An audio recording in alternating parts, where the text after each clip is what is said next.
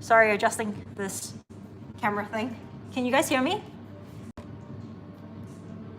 Doesn't seem like it's that good. How many second delay is it? I don't know how delayed it is actually. Yeah, it was probably a 10-second to 15-second delay. Ah, cool.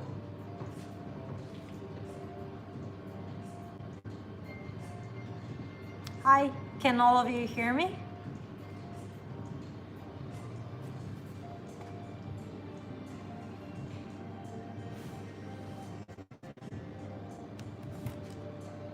Cool, great, awesome.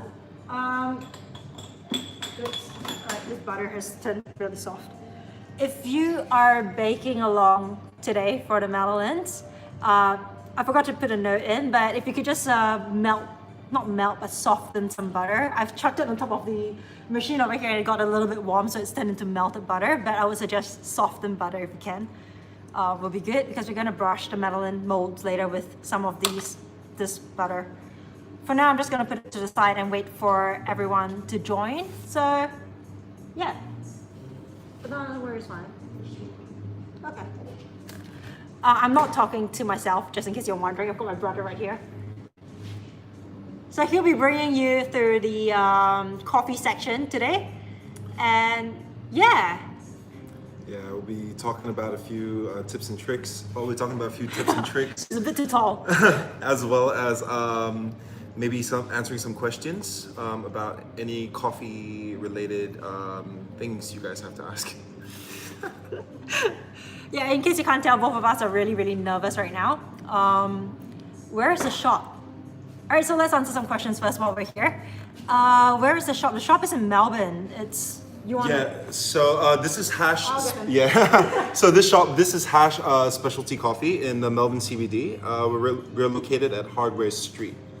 So that's just a little lane in Melbourne CBD that's like filled with brunch cafes, and down on Hardware Lane there's a lot of like dinner places as well. So it's pretty cool. If you're down in Melbourne, check it out.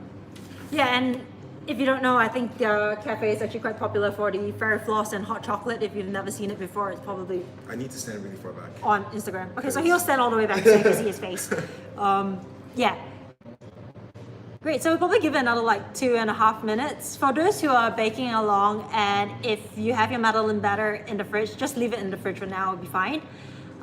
With the molds, like I said, I've got my mold over here. I'm not sure what you're using, but you could use a cupcake mold, you could use mini cupcake molds, you could use whatever shape you really want it to be. We're just baking really tiny, it's just small tea cakes essentially, so they're pretty versatile in that sense. The classic shape is obviously the shell.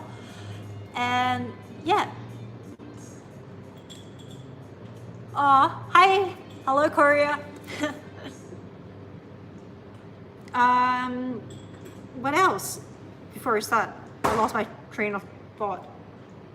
I was gonna say, yeah, so you're gonna need a brush, you're gonna need melted butter, and if you haven't preheated your oven, I would suggest preheating your oven to 200 degrees Celsius. So it's different from the whiskey Madeleine recipe only because we're just doing it a little bit differently. I'll explain it a little later once we actually start properly. Cool, so, all right, so 1 second, any tips for a good shot of espresso if you're using domestic coffee? And all right, we'll probably leave this coffee bit for later, but I'll get my brother to take note of that question so that he can remember to answer it in a bit. What was the question? Hi, Ireland. Oh, wow, 6:30 a.m. Thank you for tuning in. And thank you for waking up so early.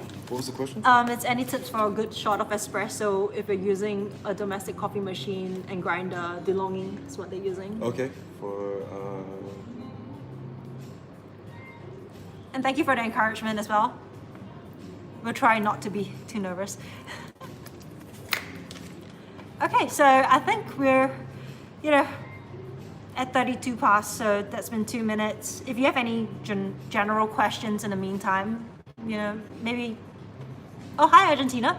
Yeah, feel free to shoot it through and I'll try to answer them. And thank you for watching again and joining in on this live. If you want to support the channel, do check out the super chat function. Yeah. My pleasure. I'm glad you guys enjoy the enjoy the recipe. So, I've never used the oven over here before, so I'm a bit worried about how it'll turn out. And yeah, I think the butter looks good. Yeah. So my brother's just chucked the butter. In case you missed out in the start, I had some butter on top of this coffee machine, and it's really, really hot out there, so it actually melted rather than, you know, remain as a cream, which is what we need for today. And so he's just put it into the fridge, give it a good mix just to firm it up a bit, and now the consistency, as you can see, it's a lot creamier, and this is what we want really, or softened butter essentially.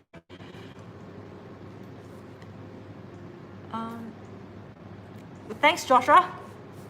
Really, and I'm glad you really enjoy the recipes and find the videos relaxing. That's my aim, and yeah, hopefully I'll be able to do this for a long time. Hi, Malaysia.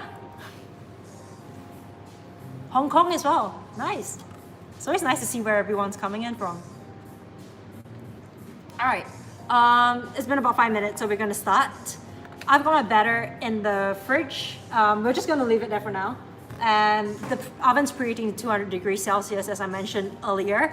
And the reason for that is because I want the batter to go into the oven at a higher temperature, just to give it a bit more spring and bounce. Like I said, I've never used this oven before, so I'm hoping it will be similar to my home one and not retain too much heat. Because what we're going to do is that we're going to put the Madeleines into the oven at 200 degrees Celsius, but we're going to bake it at 180 degrees Celsius only.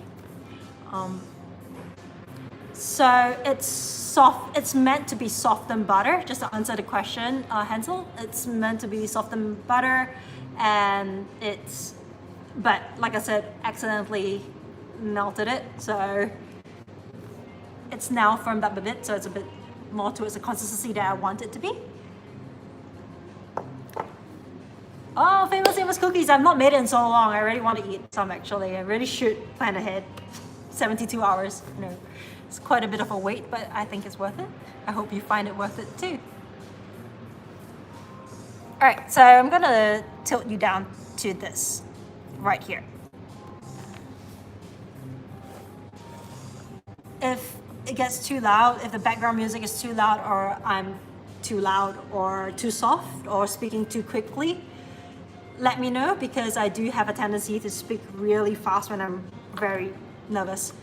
So yeah, so this Madeleine tray, for those who had asked previously, came from Japan. I bought this in Japan and I really, really like it, and it gives it a really nice shape, nice depth to it as well, so it's not too shallow. So the type of pan you use will determine the type of shape that you're going to get at the end of the day, and also how the humps will look. And yeah, it also comes down to the battering, obviously.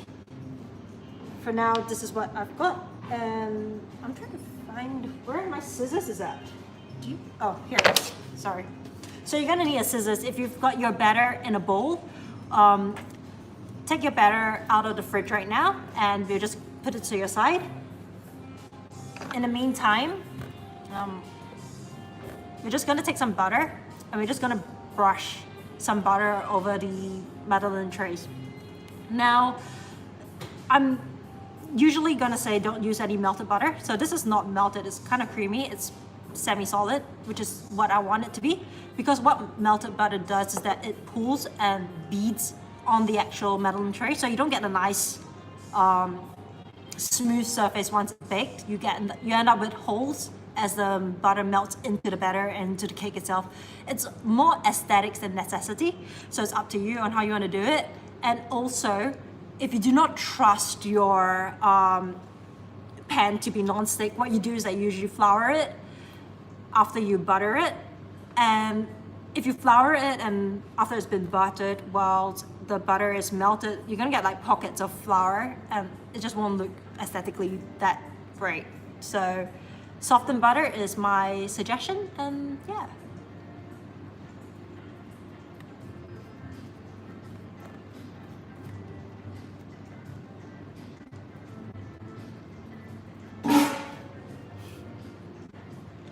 So I'm just brushing some butter. It's probably going to be very boring for you. So if you have any questions, feel free to pop it into the chat box and I'll have a look at it.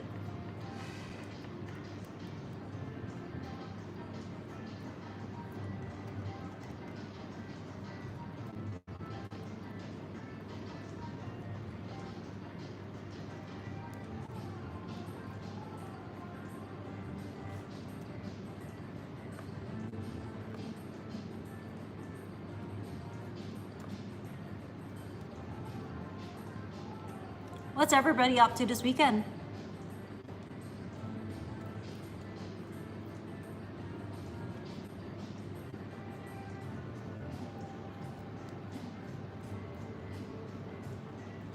Oh, that's nice. I hope she enjoys the blackout brownie.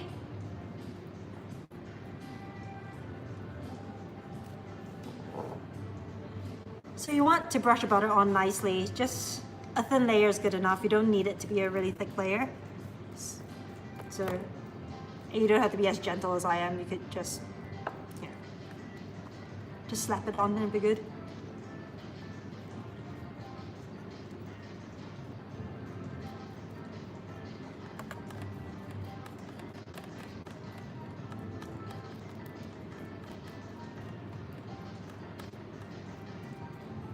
So I'm just taking off any excess butter that I see that's pooled around the corners there. So I'm just gonna swipe it off just so we don't have too much butter on there.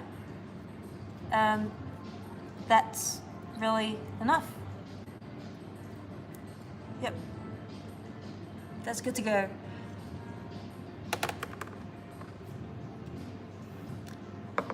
Hi Singapore! It's always nice to see people from Singapore too.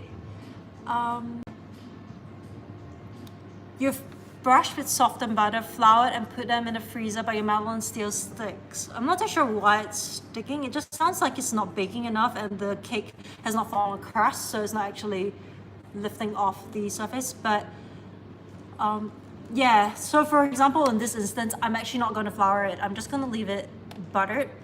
That's because I trust this pan, along with the other Madeleine pan that I've got from Williams Sonoma previously, which also works really well. So that's something that I prefer. I've tried flouring it as well and it's perfectly fine. It's up to you really. The flour just makes it a second protection to ensure that it doesn't stick. So I'm not too sure why yours was sticking. And I don't put my tray into the freezer. I usually just keep it at room temp, as you can see from here. As for silicone molds, I haven't used them before, but what I would say is that you might not get a good color on it because it doesn't heat up. Sorry, I think it's a bit weird. I'm just gonna move it up. So with silicone molds, I haven't, well, I haven't used silicone molds, but I don't think it heats up quite as nicely, so you actually don't get a nice color in it, and the hump and the way it cooks would be a bit different. It'll take a little longer as well. So yeah, so we'll just get on to actually piping it in. I'm gonna get my batter from the fridge. So yeah.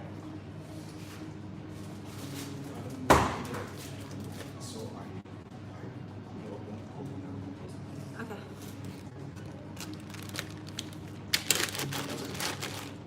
Okay. All right. Cool. My brother was just telling me that the oven that they've got heated to 220 instead of 200. So yeah, so he's opened the oven door a few times just to cool it down. We're off to a good start, it seems. Yeah, fingers crossed. Okay, so my batter is cold and straight from the fridge. Hopefully yours is. If not, definitely ensure that your batter is cold. If you're using, if your batter is now in the bowl and not in the piping bag, simply take your spatula. Sorry, I'm just gonna move it up so I feel like I'm actually talking to you. Take your spatula and you want to just give it a mix just to knock out any air bubbles that may have formed overnight while it was resting in the fridge to give you a more even crumb. And then transfer it to a piping bag like such. I tie it with a rubber band just because it's easier. You're gonna snip off a bit of it, the tip, so we can just pipe and then we're good. For this, oops. Yes, so for this pan, it's about 30 grams of batter in each cavity. So that's what I'll be piping. You can just put it to about 90% full. It's up to you. Yeah, but I just usually measure it out so I can get an estimate of how full it should look.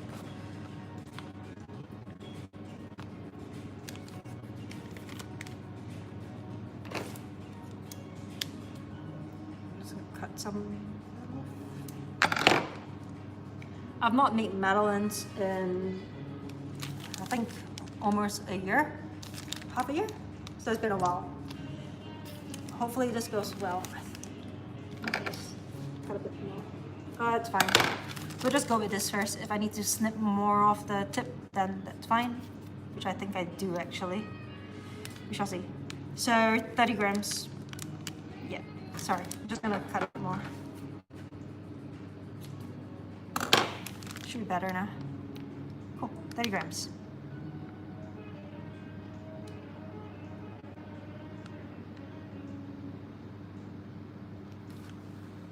$29 grams on that, so that's 30. So yeah, it's about that much as you can see. I don't know if you can actually have a look at it. It's 90% full. That's how much I'm putting in mine. So we're just gonna fill it all up. It's gonna be a bit boring for you to watch, I'm sorry. So just bear with me, please.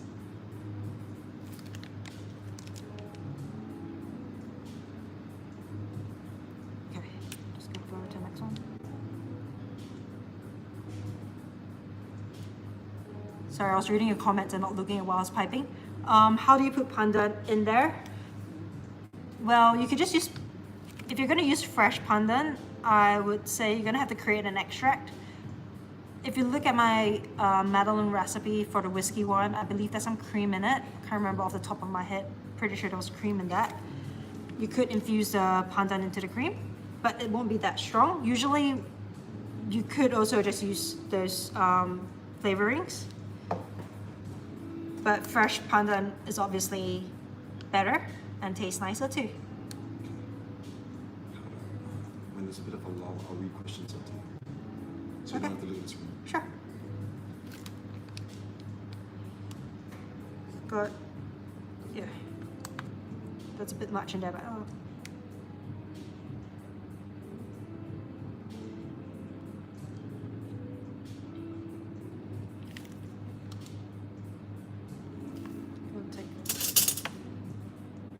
Seem to have been overfilling this a bit much. How many of you love coffee? Do a lot of you love drinking coffee?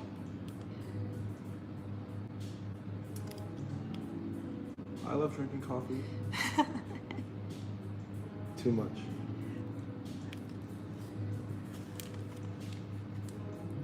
Oops. Yeah, so we're just gonna pipe the last one and then put it into the oven.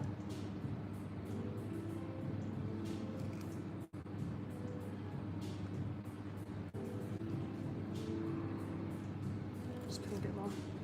Yeah, that's good enough. So, oops, I'm gonna have to clean that up. So that's quite a bit of batter still left behind. It's enough for about, I would say, another 3 more Madeleines. This is a pan for 8. It all depends on how big your pan is and how much goes into it. So I am gonna look for a plate to put that on. Sorry. Just trying to keep this area a bit more tidy. A bit. Okay, so I'm gonna tap it. Yeah. So this is the other Madeleine pan. If I were to pipe into this, it'd probably be a lot lesser batter in there. We'll try one later once it's baking so you can see how much actually fits into this one to show you the difference. But over here, I'm just gonna tap this just to even out the batter of it. And then it's gonna go directly into the oven. And yeah, my brother's gonna follow me. Alrighty, let's go. You good? Yes, sir. Yeah.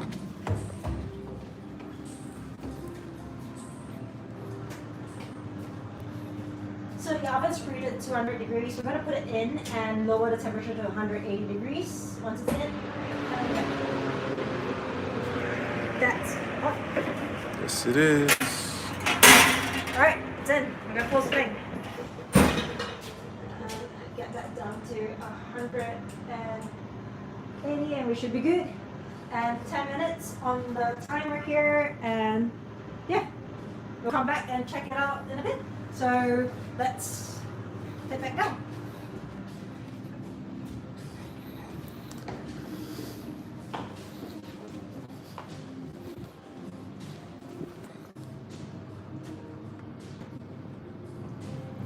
Yeah, nearly drop you. There we go, got it. All right. Yes, coffee is a must-have if you're from Melbourne. It's what I think everybody is just into coffee over here, it seems. All right, so for this Madeleine pan, as I said, this was the one I used in the previous video. I'm not sure if you've seen that video.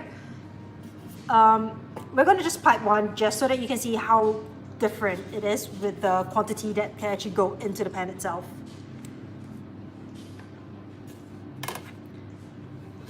Sorry, we missed the temperature that you're baking the Madeleine's.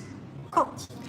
It's 180 degrees. So we preheated the oven to 200 degrees and we're baking it off at 180 degrees Celsius for 10 minutes.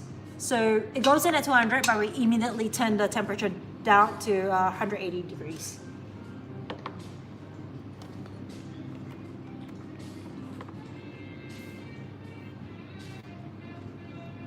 I'm gonna brush some butter on one of them just to show you.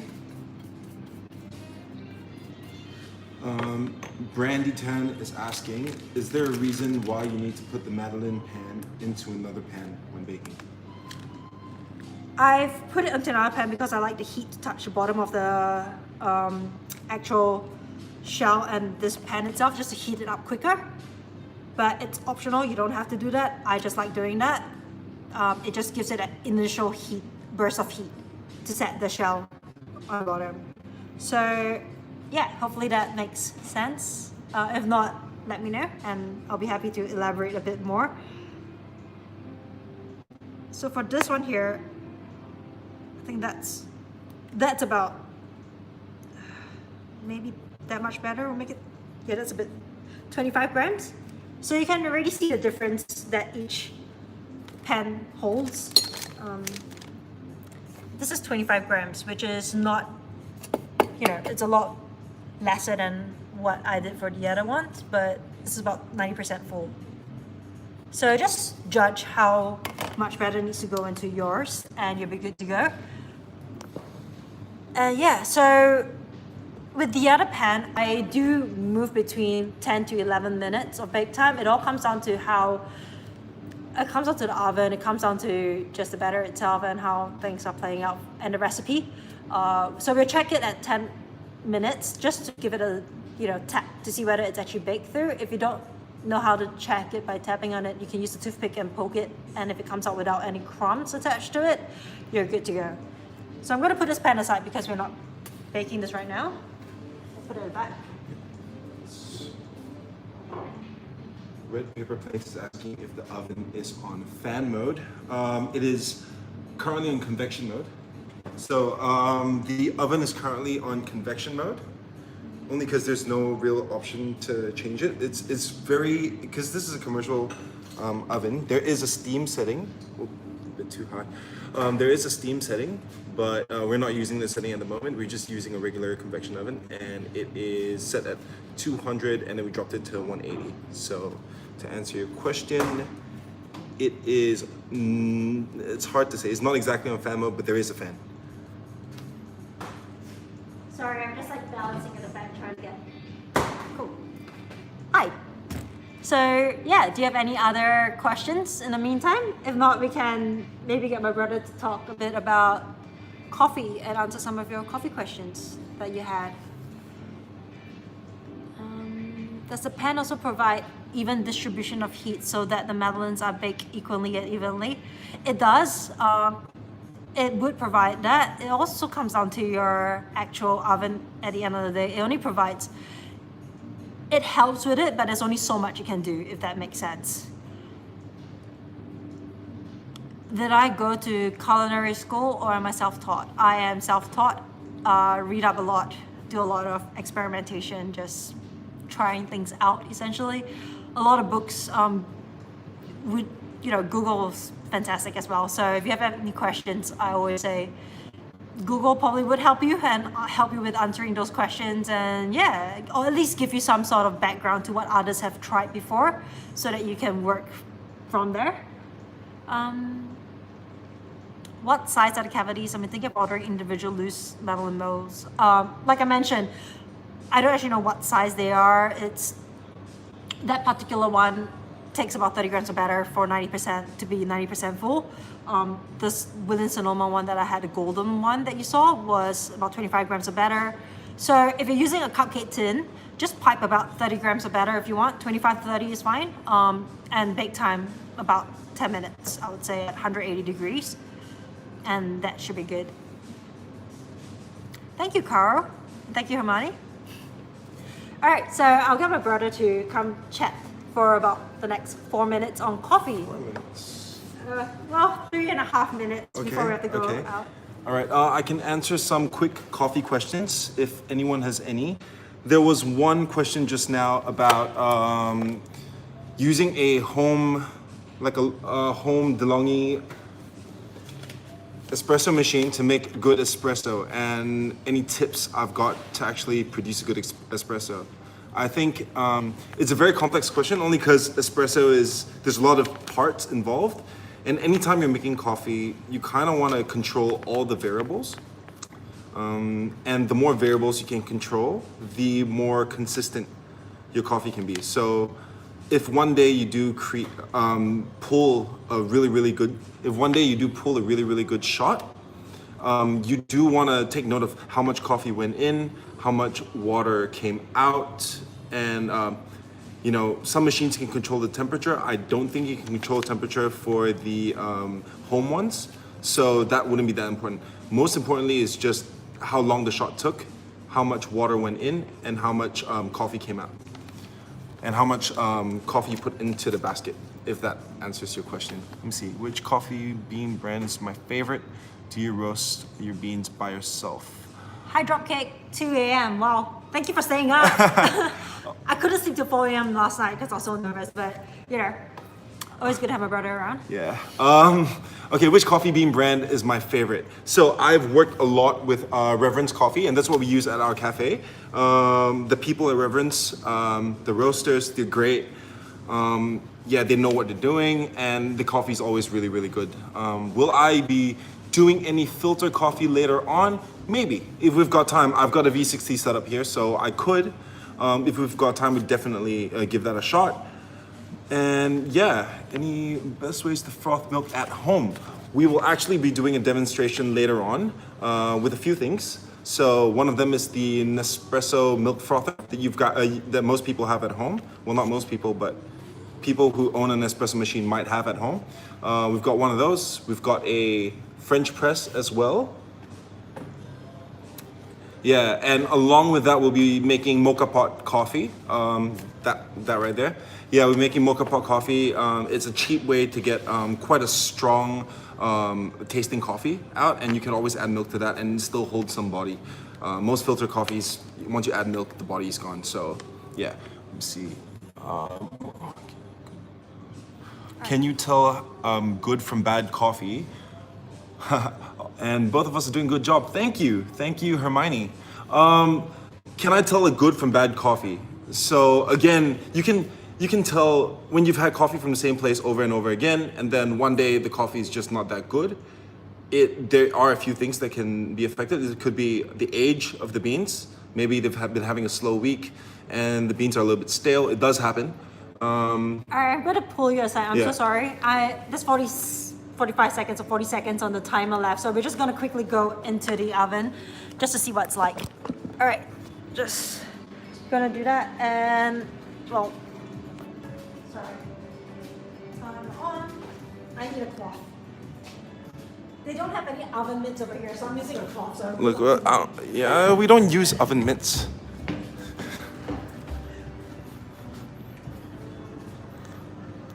looks pretty good.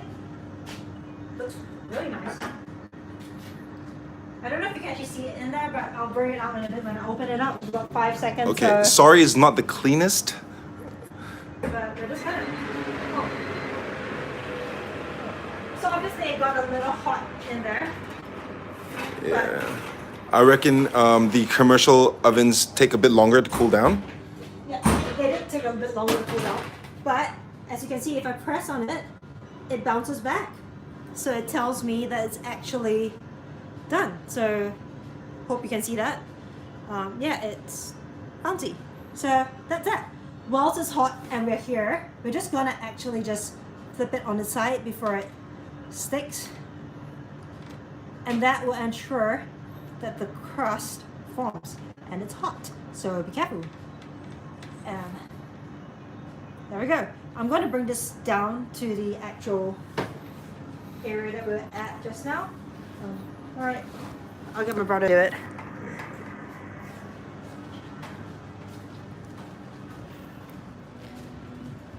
Sorry for all the walking back and forth, back and forth.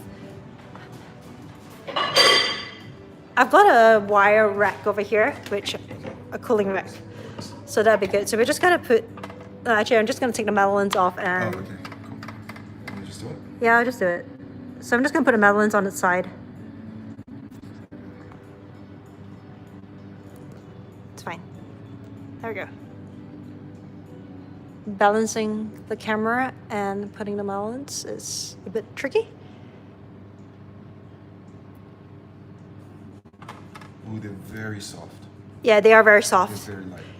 They're very light and fluffy because of the baking powder, and they are very soft, but they've got a really nice color to it. And once it cools down, the outside will be a lot more crisp as well. So we're just going to put that to the side for now, which is to the side here. And we'll get back to the stream of the Q&A and coffee. Okay, now we're at the coffee side of things. And you've got butter on my chucks. I'm sorry, let me just wipe it. Sorry, I got it just now. It's okay, it's okay. I'll wash it. It's all I'll right. answer your question on the Madeleines. I think I saw some.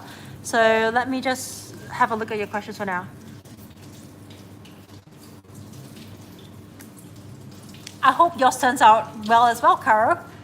How long can you keep the batter in the fridge for? Like I mentioned previously, I would say about 24 hours is my safe bet as the maximum amount. 48 hours is pushing it, but it works. You know, it's just it loses potency the longer it sits in the fridge. So just beware, just be cautious of that and you'll be good. Are there any ways to prevent the bump in the Madeleines from rising a little too much? Pretty much level Madeleines, as in, what do you mean? So I know with Madeleines in general, I'm just gonna take one out just to show you. The bump is usually what people are going for, and it's the sign of, I don't know what it's a sign of, but it's a sign that everybody seems to want, a sign of a good Madeleine apparently. But it just shows how light it is. So the leavening that this particular cake gets is from the eggs and the baking powder. So that's two times in that. So the butter as well, obviously when it puffs up. Same with croissant. If you saw croissants, you know, butter releases moisture when it bakes, and it also helps with the lift. Eggs has moisture in it, and the baking powder is obviously, you know, the real leavening and a real leavening power. If you do not want it that light, you probably, I would say, you could reduce the amount of baking powder you've got in there, but it will create a cake that's more dense, and it really isn't, at least my ideal of what I like my Madeleines to be. So that is, yeah, so that is that bit there. With, was there any other questions on Madeleines before we go to the coffee bit? 1 second, let me just have a look. Does it have to be directly pipe and bake as soon as it's out of the fridge? Actually, I don't know. So remember that one in the gold pan? I've got it in the fridge right now. I'm gonna get my brother to put it into the oven for 10 minutes, and I think the timer's up there. The preheat of 200, you didn't do that. Oh yeah. Can we preheat the oven to 200? It takes like Yeah, we 2 preheat. minutes. Okay, so we preheat the oven to 200 degrees, and we put that one singular Madeleine in there, so we can see the difference that the two trays make and how it affects the shape. Hopefully, this will be a fun little experiment for both yourself and myself. Yeah. Minimum time needed for the batter to rest. You could bake it straight off. Honestly, there's no reason why you can't bake it straight off. It just affects the actual consistency of the batter, the consistency of the cake, just the flavor and everything in that aspect. It builds, it absorbs the flour, how moist it'll be, how soft it'll be. I would say overnight is best, 6 hours. But if you want it just cool, after 3 hours, it should be pretty cool in the fridge already, and you could pipe it and just bake it and it will still taste delicious. So yeah, 3 hours at minimum. Or if you really can't wait, just bake it instantly and you'll still have a delicious cake on your hand. If you insert fruits in the center just before baking, that's to affect the Madeleines because it will prevent the bump. Yeah, it does affect the Madeleines if you insert some fruit, but it's not necessary. It depends on how much fruit you insert. Obviously, the cake is what's puffing up, not the fruit. The fruit itself stays as a fruit. So if there's not a lot of cake in there, there's not a lot of volume to actually puff up and to provide lift or the shape. Can you pipe Nutella in lemon curd? Yeah, you can. Wait for it to cool. Wait for it to cool and then pipe it in. So obviously the lighter your cake is, the more you can put, the more filling will actually be able to go into the cake itself because there's more air pockets in there. So it will be able to hold a lot more of your filling, if that makes sense. If your cake is really dense, you're going to try piping and nothing's going to go in there. It's going to be really hard. So keep that in mind. If you're going to fill stuff, don't reduce the baking powder if you can. It's half a teaspoon of baking powder for the recipe that I provided. It's not a lot of baking powder. And the cakes are quite light, but they have a nice crust to it. Actually, just this, I know I've been touching this one non-stop, but I don't know if you can hear it, but don't know if you can see, but there's a crust forming on it because because obviously as it cools it forms that layer on the outside, but it's still pretty soft on the top where it's kind of pale, and it smells really delicious from the vanilla. And I'll be eating this one that I've been touching non-stop, so that's fine. Do I sell all the baked goods that's in the cafe and that I make on the channel? I don't sell a lot of the stuff that I make on the channel in the cafe. I've done the brownies, I've done some cookies, I've done some, but mostly the brownies is what I've been putting in the cafe right now. We are looking to expand that range, but currently Melbourne is in lockdown, so we've got a bit of an issue with being able to sell stuff. So the cafe is actually closed over the next 6 weeks. So this is what's happening. And I think everybody's experiencing the same thing around the world, so just gotta stay strong together. Hi Joel. I'll try to send you some Madeleines if I drive by your place. I've got some coffee as well apparently that I could send to you. My brother just said okay, so I'll bring some coffee and Madeleines down to you on the way home. And sorry, I'm just looking at your questions. If it doesn't have a fan mode, should you increase your oven by 15-20 degrees Celsius? I suggest using your oven thermometer and have a look at it. See if you have an oven thermometer, use it. If you don't, I recommend getting one because it really helps me a lot to know that, all right, my oven is at 180 degrees or it is at 200 degrees. So it goes in at the right time. 10 minutes, please, at 180 degrees. So my brother's gonna put that one singular one that was in that golden pan there into the oven, and we'll bake that off. So yeah.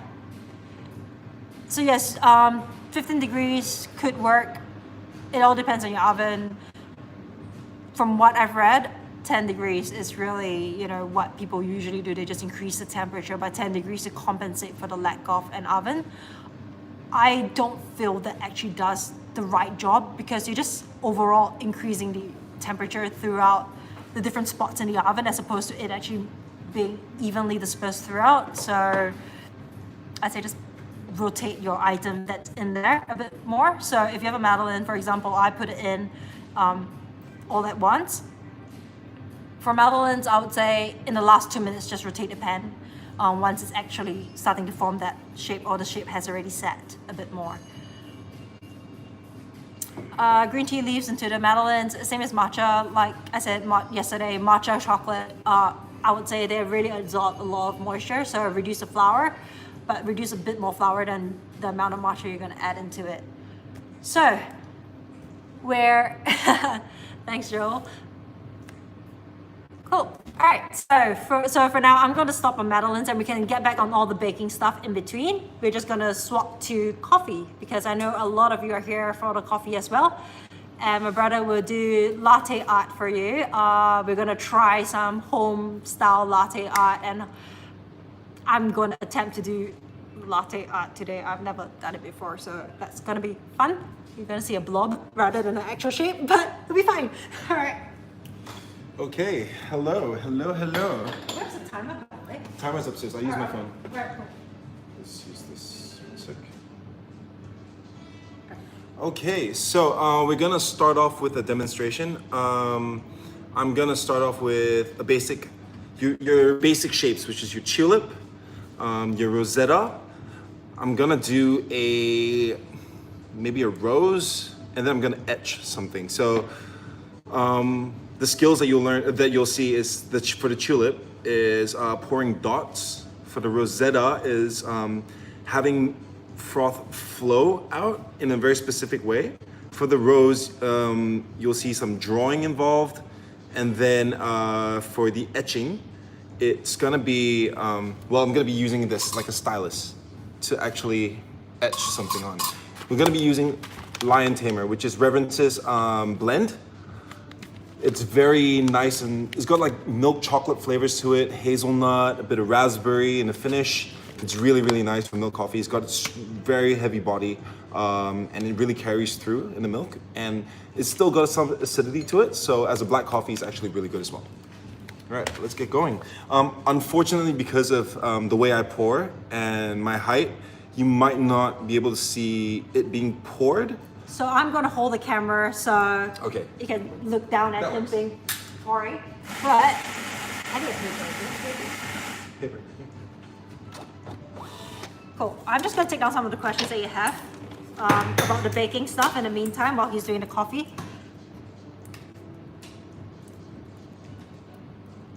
And do you mind reading out some questions if there's any? Yeah, and I'll be reading out any questions if you have any. Regarding coffee, so cool.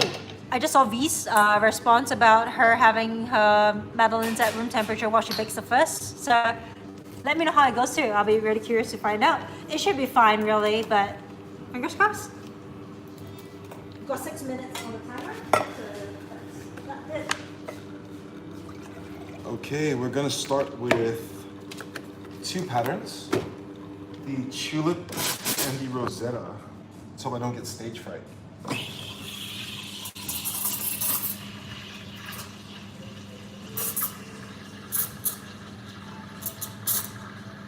So I'm gonna be steaming my milk closer to a flat white. Today,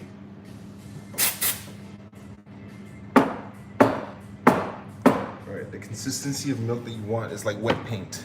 So that's what everyone always says. You do want it to look like wet paint, so it's like shimmering, but still flowy.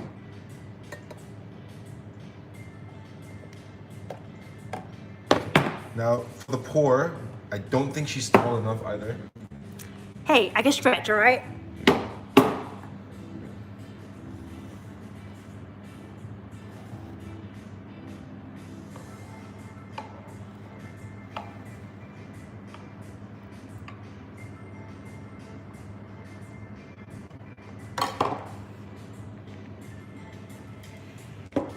Okay, so I can't actually see what I was filming. I hope you could see what he was doing. But yeah. All right, my heart's racing right now, so wish me luck. There you go. So that's one. And then he'll do the other one as well. And maybe so, stand towards the light so it gets a bit brighter. I'll stand here then.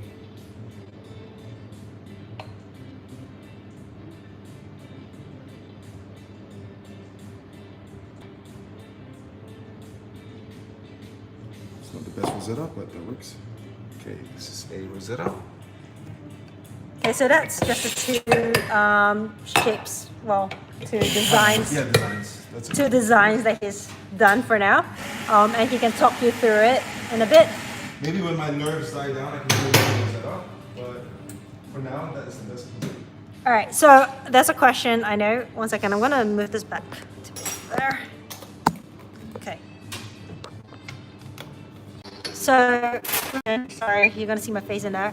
What are the parameters that you're using for your espresso? And are you using a ristretto shot? Okay, so the shot that I'm using, I wouldn't call it a ristretto, but it is not exactly a classic espresso. So a classic espresso, you're looking at a 1-to-2 ratio, meaning if I've got 20 grams of coffee grinds inside the basket, you're looking at about 40 grams of liquid out. I'm actually using somewhere in between a ristretto and an espresso. So ristretto is 1-to-1. So 20 grams of espresso to, 20 grams of espresso in the basket to 20 grams of liquid out. I'm using 18 grams in to about 34 out. So it's a bit shorter than your classic espresso, but it's not exactly a ristretto either. Sorry, hope that makes sense to me. Yeah, it's a lot of jargon, but one sec. That was a pretty in-depth question.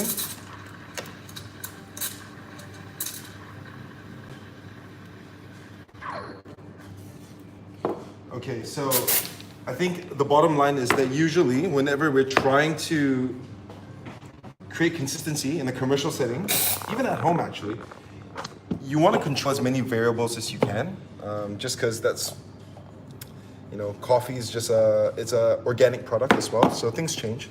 Every single day, coffee changes flavor. All right. So stand towards the light.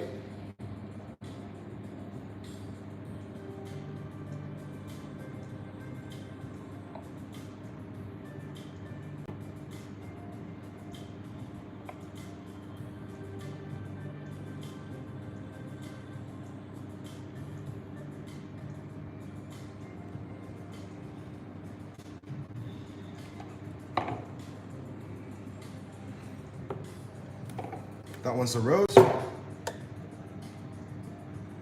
Next.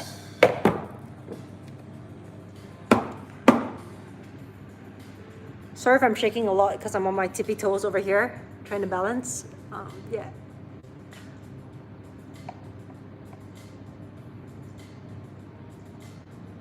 So this here is going to be the etch. So for the purposes of this, I will be etching, okay, let's do that. I have a feeling my Madeleines are going to be ready in a bit. All right, I'll try to make this fast. No, don't worry. What I'm going to do is I'm going to try to balance this on the stand if I can.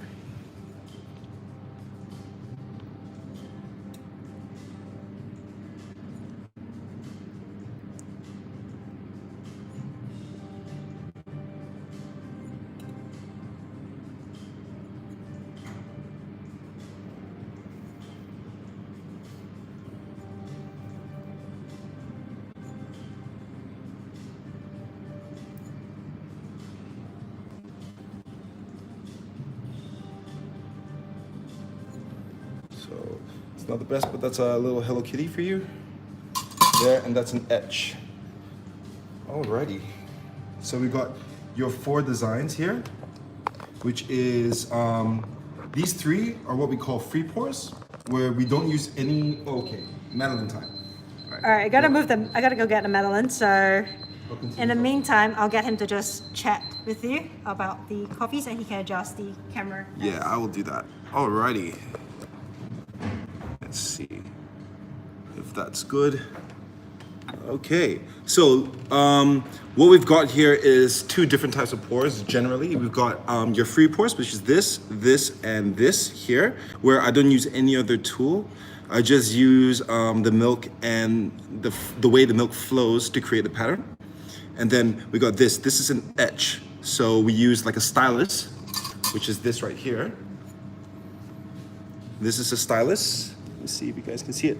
Yeah, this is a stylus. I actually used to use a probe thermometer, which I prefer to the stylus, but that's gone now, so we're using a stylus now. Yeah, free pour is generally a lot quicker than etch. Etch takes a bit longer, but etches can be, you can do a lot more with an etch. Let's see if there's any questions. Okay, so Jaden asked, how long does it take to extract out the shots? Okay, so it really depends. One sec, let me just, drop that. It's not good. Sorry, we are pretty new at this. We are very new at this. Okay. So forgive All right. us. So how long does it take to extract the shots? It really depends on the day. Like I said, because coffee is such an organic product, every single day it changes. But the way we do it here, roughly about maybe 28 seconds to 30 seconds. Sometimes you go a bit shorter, sometimes you go a bit longer, depending on taste. Everything is about taste. We try not to follow anything too strictly. Control the variables, of course, but we go by taste. And oh, did it? Oh, ooh, it did. And now Hello Kitty's blind. Don't know if you can see, and that was not good. I spilled it. Anyways, let me see. Questions. So, you asked if Sarah does her own video editing and color grading. I'll answer that in a second. But Yep. yeah, in Cool. short, the answer is yes, I do. Okay. Alrighty. Let me see. So, this is the demonstration. I'm gonna put this aside. Do you want to show them how to do? Sorry, just give me 1 second. I'll be right back. Okay. In case you're wondering what's happening over here, I'm just brushing the Madeleine tray over here with some butter so I can bake another batch off without the tray underneath it to show you the difference as well. I know. Okay.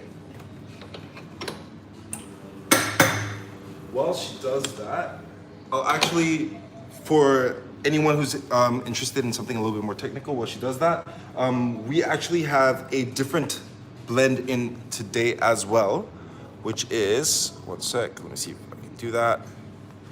Okay, you can't see that at all. Just remove it, which is this. Okay, it is called The Hunter, is by Ona Coffees, and essentially, let's see. And I'm just trying that out. They just opened a flagship store in Melbourne, and I was curious, so I decided to get it. So I did a rough dial earlier on, and you know, I'll go through the dialing in process with you guys while I do this, while she gets her Madeleines ready. And if you have any questions on some of the jargon that he's using, feel free to just... Yeah, I'm so sorry but if I'm using too much technical terms.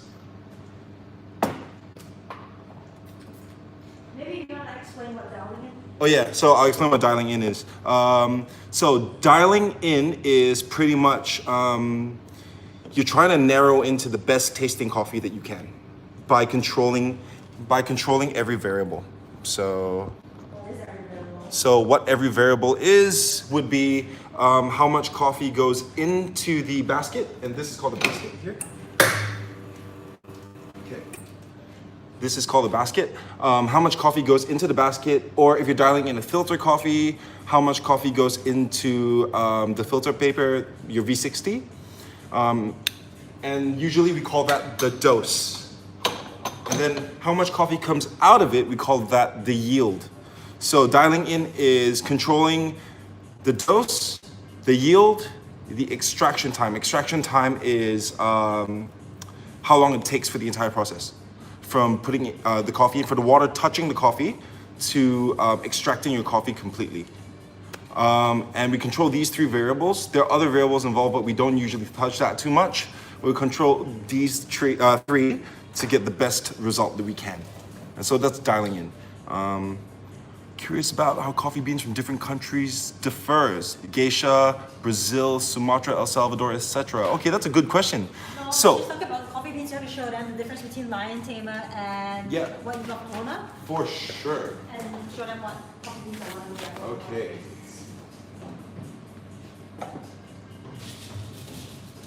Let's see. All right.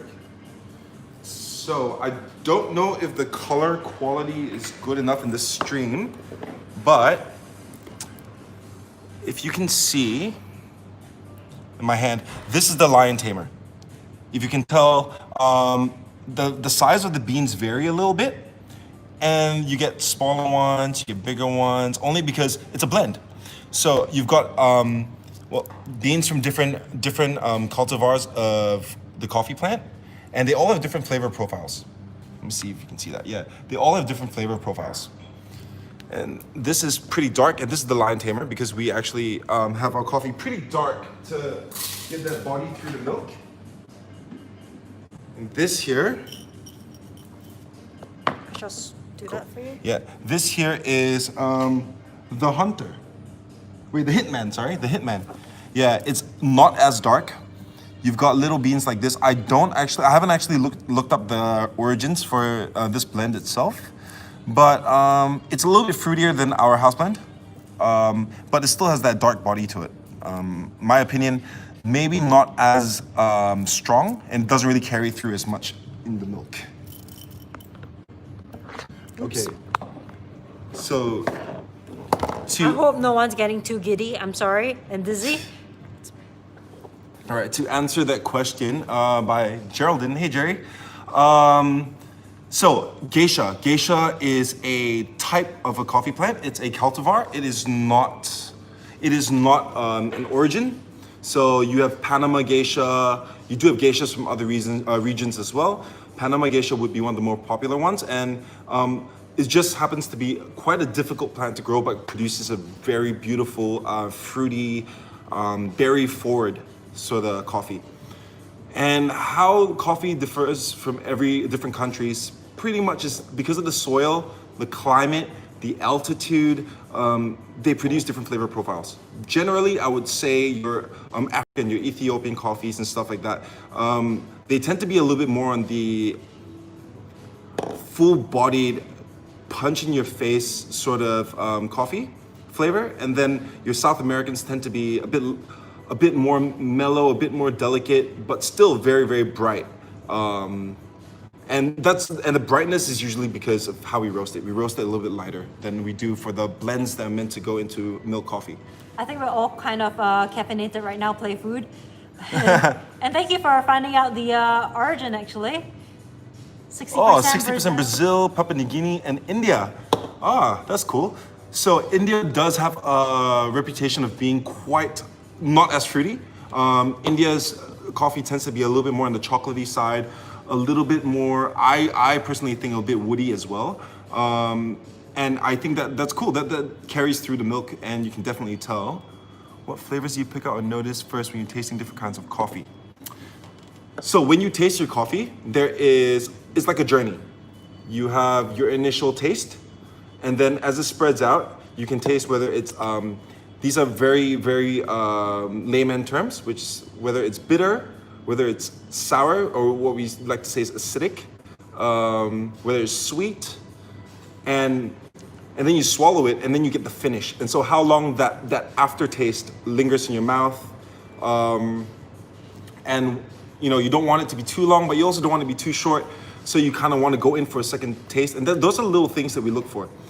I think it's the same thing with your desserts as well when you're eating. You don't want it to just be one-dimensional. If you're eating a lemon Madeleine, you want the floral and that citrus flavor to linger on, I would say. And the butter notes and everything, it just gives it a bit more body as well. So I would say it's very similar when it comes to it. It's like with all food, really. Yeah, definitely. So with the coffee as well, I guess with our black coffee, it's different from the blends. So most cafes in Melbourne would use single origin coffees, which is not a blend, but coffees that all come from one estate in one country. That's a single origin coffee, and what we look for in most of them is complexity. You know, when you roast your beans a little bit darker, you lose complexity, but you gain body. So what that means is that it gets quite muddled in terms of like the different delicate flavors they can pick out, but it's very strong. And then with your lighter roasted coffees, which what we use for single origin, usually it's on the brighter side of things. It's a little bit more acidic, but you do get a complexity. So you can pick out a lot more different, more delicate flavors that you wouldn't, like maybe your berry notes, maybe tea notes, little things like that. Funny thing, recently I've been eating a lot of chocolate all the time. And we've been doing a bit of taste testing with different chocolates because obviously your cocoa bean and everything also carries that flavor profile. So I would say what's similar in coffee can also be found in the cocoa bean itself. So the type of chocolates, if you have a really artisanal, you know, single origin chocolate, you'll be able to taste the actual flavor from the area. For example, Madagascar has a really lovely fruity stone fruit flavor to it. So I think that concept is quite similar with the beans itself. Definitely, Yeah. 100%. So I know there was a question on on the Earl Grey Madeleines. If you want to flavor the Madeleine with Earl Grey, you do have the tea leaves that you've got in those sachets, and they're quite finely browned already. So you could just add that in. But if you don't like biting into the tea itself, I would say grind it into a powder if you can, and with a mortar and pestle, and just try to get it into a powder form, and that can be your Earl Grey powder essentially. As for video editing and grading, I use Premiere Pro, so I do all the videos myself, and so it takes quite a while for me to shoot one. And you can imagine I'll just do one shot from this angle, and I'll move the camera down and do it from another angle, and then cut it all together. So it does take quite a while, but it's a lot of fun. So if you are trying to edit your own videos, I would say have a bit of a idea in mind as to what sort of shots you want the final video to look like, so that when you're actually editing the video, you do have those shots available to you. If not, what's gonna happen is that you're gonna edit the video and then you're gonna notice, oh, I need X, Y, and Z shot, but you don't have it, and you have to go back and film it, and it's just not gonna be the same. And people will notice when that happens. So just be sure to get the shots you need. And if you don't really have what you have, just work with what you've got. Don't be too fast about it. For me, when I do my videos, I just want to put everyone into a more relaxing mood to show you that baking doesn't have to be stressful. I might use a skill all the time. I might try to panic a bit with looking at a timer non-stop. But you know, if you read through the recipe and the notes I've provided, and I know sometimes it might seem like an essay, and I'm sorry, but it's just so it can give you a bit of background. That's the aim for me with the video. With editing it itself, I try to ensure that the actual tone of the look and the color grading on it reflects the mood that I want that particular piece to be. So whether it be with a fade over it, so it ends up being a bit more washed out to give it a bit more neutral and calm vibe, or whether it be darker because it's nighttime and I want to incorporate that night chill vibe that I've got whilst I was making it. Yeah, that's how I usually go about with color grading. Every single video I don't have a preset. I adjust it because the sun, I use natural sunlight. I do not have a setup, as you can probably tell from all the things I've done.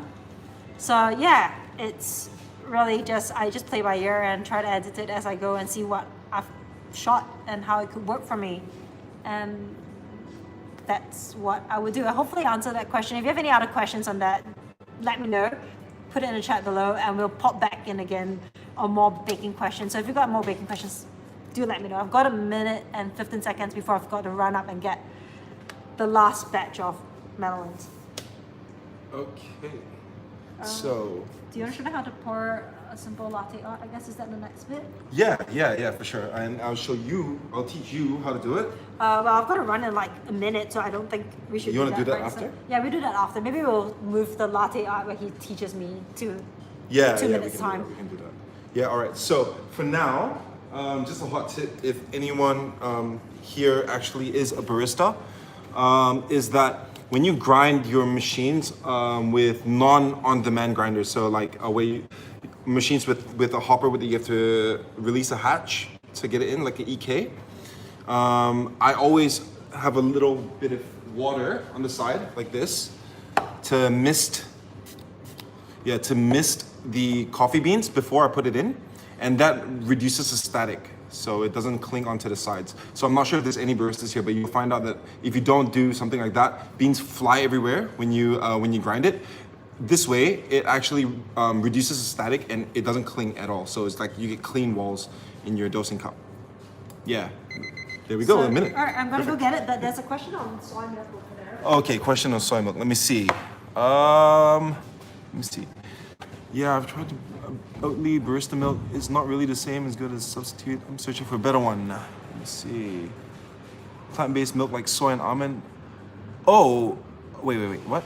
Oh, use oat milk. Okay, so oat milk is good for latte art. It does behave a lot more like regular milk, but there is a way. I do have another tip that is a little bit of a secret to make your soy milk actually pour like a regular, almost like regular milk. So. I love the soy milk that they're using, by the way. Yeah, so we're using this. You can't really buy it in stores, but we're using Happy Soy Boy. It's really, really good, in my opinion. It's not as fatty as Bonsoy, and it's not as sweet as Bonsoy. But the consistency is perfect for latte art. So you can actually pour. People who drink soy, they know that most of the time the latte art you get with it is not the best. But let me just do this.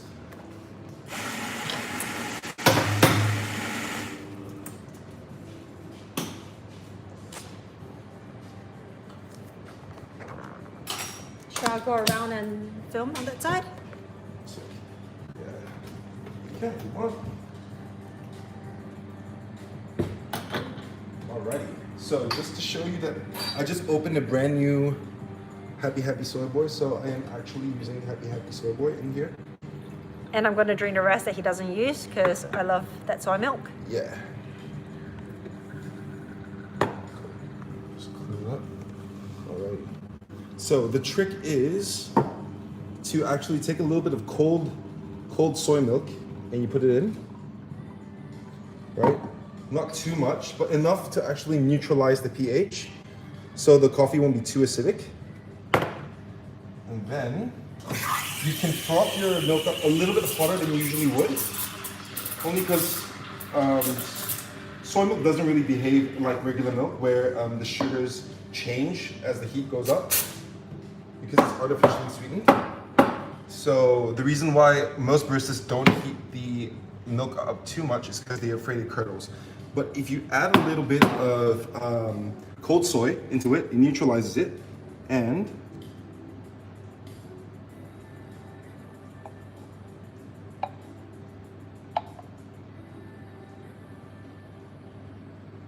you can pour quite a clean design. Not the best one, but you get the gist. It doesn't look as clumped up as you usually find your soy coffees to look, where that looks like there's little bits floating. This is nice and even. So, and Oatly is a great oat milk as well. And I personally don't really like oat milk, but there are a lot of people who do. We don't have oat milk here, unfortunately. But yeah, I hope that answers a question for alternative milk, plant-based milks. Cool. There you go. So since we've got a cup of coffee there, let's... I'm so sorry. I'm sorry. I just dropped everybody.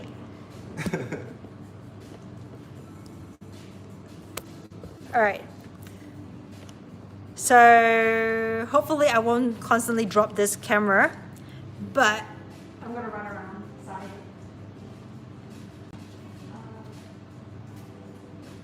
Sorry about that again. All right, so the oven ran a bit hot actually, to be honest. Whilst it was on the whole entire time, I felt like it actually ran quite a bit hot because the next batch thereafter has been coming out darker and darker and darker. So I'll just show you, even though they're all 10 minutes. So this is the new one without the baking pan underneath, and it's really quite dark as compared to this. I don't know if you can see a difference. So this was the original one, and that's the new one. And so I think the oven is really hot because when I walked back in, it still hasn't dropped to 180 degrees even after 10 minutes. So usually a home oven would have dropped easily the minute you open the door by a few degrees already. So just keep in mind that what you see here is not going to be exactly the same as what you get at home in that sense. The oven really retains heat a lot more than it would have. On the first run when we did it, when we went back into the oven with this particular one, it actually acted like how it would at home.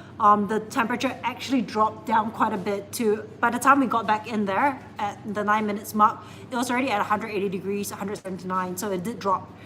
This didn't at all, so obviously it's a lot more crisp. Can I eat one? Yeah, go for it, eat one. Yes. Can I have a coffee as well? Yeah, have a coffee and have the coffee and eat one, and we'll answer some questions while we eat some Madeleines while he's already eating it. So that's that. So just to show you the actual, I don't know if you can see, it's really Yum. quite soft and it's fluffy.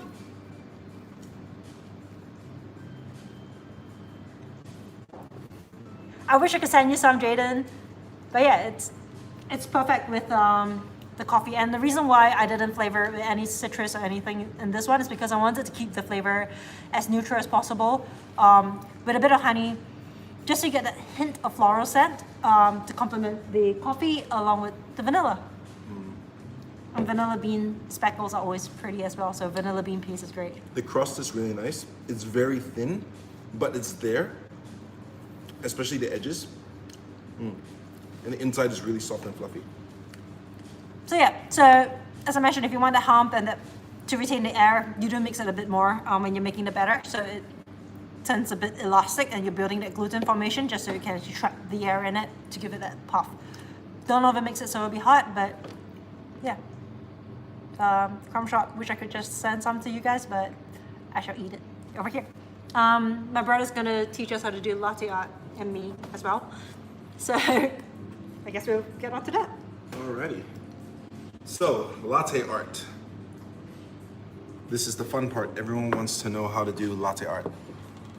Okay, few hot tips before you get started is if you're a home barista and you don't have like an espresso machine set up, you have a Moka Pot and stuff, don't beat yourself up too much if you can't achieve the same sort of latte art as someone at a cafe maybe. Only because the quality of froth you can get from other methods like the French press or the Nespresso, it's not the best. So because of that, it doesn't flow the same way. So you are able to do latte art, but not the same. So that's one thing, just don't beat yourself up too much. If you do have an espresso machine at home, I've got a few tips to make sure that you get good latte art, at least decent latte art, even right off from the get-go. So I'm gonna teach her, she's never done latte art before. So today will be her first day. I don't even drink coffee that much. Yeah, I don't actually drink coffee that much, so I don't even see people do latte art that often, to be honest. So this is gonna be interesting for me. Okay, so I'm not sure. Do you guys want to see her steam milk as well? Because steaming milk is a different thing from latte art. Texturing and steaming milk. Does anyone want to see that? I'm not too sure. We'll give it a minute to see whether any of you want to see texturing and... Yeah, texturing and steaming the milk itself. Because that's a little bit more advanced and it will take up a little bit more time. But if you want to just pour latte art, I can definitely teach you that straight away. Let's see. And yes, we are from Singapore. Originally. We're in Melbourne now, but we were from Singapore, yes. I assume you're from Singapore too? Hello, fellow Singaporeans, if you're out there. Okay, she wants to see you, I guess someone wants to see you steam milk. You want to try that? I can try to steam milk. Okay. I mean, look, if she doesn't, we don't want to waste milk, right? So if she doesn't get it right on the first time, I'm taking over. But yeah. Well, you know what? What's- Because he has his hand that actually can tell the temperature, and I can't. Oops. I've got a thermometer, so maybe that'd be good too. So Okay. let's. Alrighty. So How does this work? I'll show you. So first things first is knowing your vessel. Whenever you want to steam milk and everything, to avoid wastage, always know how big your cup actually is. Get yourself familiar with your cup. For this is a 4.5 ounce cup, very small. So 4.5 ounce. How many? I don't know how many. it is. I do not have. Yeah, I use my phone to convert you. I don't know. Yeah, what well, it's 4.5 is. ounce. So if anyone has Google at home, you guys can find out how many mils that is. And let us know in the chat box because that'd be really good for Yeah. us. Thank you. And and then for milk wise, I know exactly how much milk to put in. So that's something else that you guys need to know as well, so that you don't waste too much milk. So for now, I already put in the milk for her. It's just under the spout here for 4.5 ounces. This is a 600 ml jug, I believe. So just under the spout here. I would say what, that's 250 mil maybe? No, so of liquid in here, probably about 200. Okay, so how does this work? So wait. Number one, Okay, should before we you move start. the camera closer? Yeah, for sure. On the box as well. This could work. Does this work? You reckon? I don't know if it'll work. It's okay. We'll just hold it. Okay. So I'm just gonna hold it for now, and we shall see how it goes. How are we Alright. gonna do this? How are we gonna do this? I'm gonna use water. That's a good one. Yeah, water is great. I'm gonna use water to demonstrate first, and then you can take over. Okay. You can demonstrate water, and I'll try to learn. Okay. So with water, right now the level, this is a bigger jug, but the idea is still pretty much the same. This is how much water I've got inside, just under the spout. Can you see? Just under the spout there, the amount of water. Don't know if you can tell, but that's how much water I've got. When I start to steam my milk, I submerge the tip about maybe an inch under, right? And cock it to the side at about maybe, I want to say 7 o'clock? 7 o'clock, Oh dear God. pretty much, like that. And then you turn it on. And what that angle is gonna do is it's gonna create a whirlpool. And that's what you want. You want to create a whirlpool so you can create texture. You can Alright. always incorporate the milk. 7 o'clock. Got it. Yeah, cool. And it's almost touching the wall, but not quite. Okay, so don't Yeah. touch your wall. 7 o'clock, and turn on that. Yeah, pretty much, if you can figure that out. But yeah, you turn it on, and that's it. And then you drop your jug a little bit so you hear this spitting noise. And this is creating froth. It's called texturing. The longer you have this sound, the more froth you're creating. And then when you're done with your froth, you submerge it again, and that's where you start texturing the milk a little bit more and creating that very smooth, shiny surface. So the initial stage is that spitting sound. You're actually incorporating air into your milk, right? And when you're done with that step, you submerge it down more, and now all it's gonna do is you're just gonna polish the milk. You're using the steam wand to polish the milk itself and create a very nice, smooth finish. And when it's shiny, that means you've got microfoam, and that's what you're after. You're after microfoam. Yeah, so I've never polished, obviously, any milk before or anything. This is gonna be. Okay, for today, you don't It's worry. okay. It's probably how many of you feel when you try the recipes when you've never baked before. So we'll go. We'll try it. It'll be good. Alrighty, okay. So when you want to start, you realize that there's a little bit of a kick. I think you can turn the I'll camera. Flip the Yeah, camera. turn the camera. Okay, there's a little bit of a kick when you start it, right? When you do this, there's a little bit of a kick. Don't worry too much. It's not too hot. Okay, it's not that hot. All right. So you pull this wand up, Yep. and you place it. Okay, you want it about there. All right. Okay. So tilt it about 40. No, like just like that. Okay. Yeah. So first, if you were to, my guesstimation is you tilt it backwards, kind of 45 degrees, and you tilt it. Yeah, to yeah, the side. kind of like that. And then you want to And be in about an how- inch inch in. and like that. Yeah, so that's where you kind of want it. You Alright. turn it on, and then you drop your jug in height, right? Just so that you're Is that an inch? yeah, no, about there, yeah, about yeah, there, yeah, about there, yeah. yeah. Cool. And then you drop your jug a little bit, so that the tip of the steam wand is just peeking out of the milk, and that's how you get the spitting sound. All right, so we'll Okay. drop it as we go. And, Yeah. Okay, so. Okay, so my hand is going to be on this once we turn it on, just in case you drop it too much. Because what that can do is that if you drop it too much, you're just blowing air on top of the milk, and that causes the milk to splash. Okay. Okay? We are just gonna try it. Okay, and- go. All the way down, all the way down. That's it. Oh, okay. And then drop it. You only got a few seconds to do it. When it gets too hot to hold, yep, turn it off. Turn it off, turn it off, turn it off. Ow! All right, Yeah, there we go. that's okay, that's okay. Up, down. And actually with this milk, this is actually okay. She didn't get the whirlpool, but it doesn't look bad. It's a cappuccino, like a cappuccino, which is good. I'll drink it. Yeah, okay. Okay, and now, All right. next step. Next right? step, he's gonna pour because I Yes. have no clue how to pour. So next step, I'm gonna demonstrate how to pour. So first things first, with this cup, right, I know roughly how much milk I need in the jug in order to get the pattern out. Yeah. Okay? If you've got too much milk in the jug, right, you can't get the angle steep enough for the froth to flow. You're only letting the bottom of the bottom bit, the liquid bit, slip out. Right? What you want to do is you need to reduce the amount of milk in your jug a little bit to the right amount. Swirl it, tap it. And this is called polishing when you swirl it. Tapping it is just release the big bubbles. Same as your Madeleine, same as your baking. You're just Yep. releasing the bubbles, right? And this much milk in the jug, I can easily pour, right? So I'll show you. This is called mixing. You're mixing the milk. And about halfway through, you stop, and then you just come close to the surface, and you pour a dot. And there you have it. You have a dot. And this is the most basic pattern that you can pour. It's called the dot, like I said. And this is what I use to etch that Hello Kitty. All right, so that's there. one over there. Obviously, I think they want to see me pour more than just a dot. No, but get the dot out first. We'll try a dot first. Yeah. And I know there's a lot of cups of coffee over here, so we're just gonna put this to the side so we don't waste it. And figure out. Don't worry. The coffee we're using today is stale, so don't worry about it. I don't think that was a.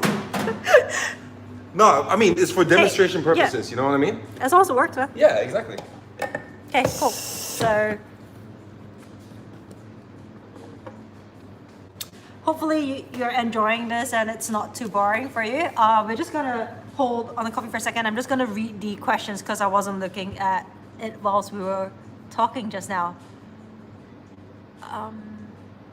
You're sensitive, so you can't drink. I can't drink coffee too in that sense. I actually go into a really, my face just goes into breakout like crazy. So I usually drink decaf. I had a pretty good decaf today at Ona. It was actually really nice. A nice body to it and fruitiness to it as well, which was really, I was surprised because I've had quite a few that were kind of burnt from other places before. So this was really nice to try something good.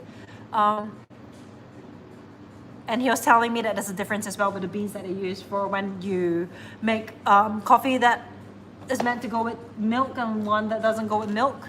Yeah, so milk coffees tend to be roasted a bit darker to have that body to carry through the milk. Because when you add milk to it, it kind of mutes it a little bit. But when you drink it, you don't want to just drink milk. You know, you want to taste the coffee. So usually it's a bit more darkly roasted. And then the ones you have black, because you're just adding water, right? They roast it a bit lighter, and there's no flavor in water, so you can still taste the coffee, and it's more complex. Yeah. All right, so there you go. So apparently even how you treat the thing matters with how you're gonna consume it. So your long black drinks, like if you're making long black and you drink long black like I do, it's gotta be a different roast to a darker one for coffee, or with milk, lattes and cappuccinos. All right, so I'm gonna attempt to do this latte art thing. Yeah. I'm gonna steam the milk for you. Yeah, you steam the milk. All you're gonna do is pour it. Okay, right? we're just gonna need some coffee. Don't worry, I'll get it done as well. Right? Yeah. All right. So remember, right? Mm-hmm. You want to make sure that the jug has not that much milk. When I give it to you, there'll be more. Okay. Right? So you just dump out a little bit to that much. Right? Right. Dump it out slow, not too fast. Okay? Well, dump it out, dump it back, So and just if polish you it? no. So what? just pour it into this Okay, cool. drain. Yeah? All right. It's about there. All right. And then when Why would I want to pour it out? I'm sorry? Why do I pour it out? Why do you pour it out? Okay, it's easier to texture milk when there's a little bit more milk in there. It's more forgiving because if not, the milk will heat up quick. Okay. Yeah, and then so that's why I'll pour a little bit more. Okay. And then I pour out. After. Okay, cool. Yeah. So there you go. Yeah, it's a little bit of a wastage, and honestly, Melbourne wastes quite a bit of milk every single day, just because of how many coffees we make. But we try our best not to have any wastage at all. Yeah. And after we're done with this segment of me trying latte art, the pressure is off me and it's on him to show you how to use your Nespresso frother at home and home brewing stuff to create coffee. And I'm glad you're enjoying it and it's a good start to your morning, Natalie. It's nice to hear that. What else is that? So your sister can't take coffee that well. Honestly, if you have problems taking caffeine, right? What Yeah. she said is true. Like decaf is a good option. We don't have decaf here, unfortunately, and it's quite hard to find sometimes. But if you can find decaf, right? Swiss water process is what you're after. It just retains a lot of the flavor using the process and everything. It's just nice. Most of the time when you use Swiss water process, you're gonna get a decent cup of coffee. Right. And decaf also still has caffeine anyway. Yeah, so- it does. It does. It's just less. Yeah. So, you know, it's a good way to just have a bit of kick without too much.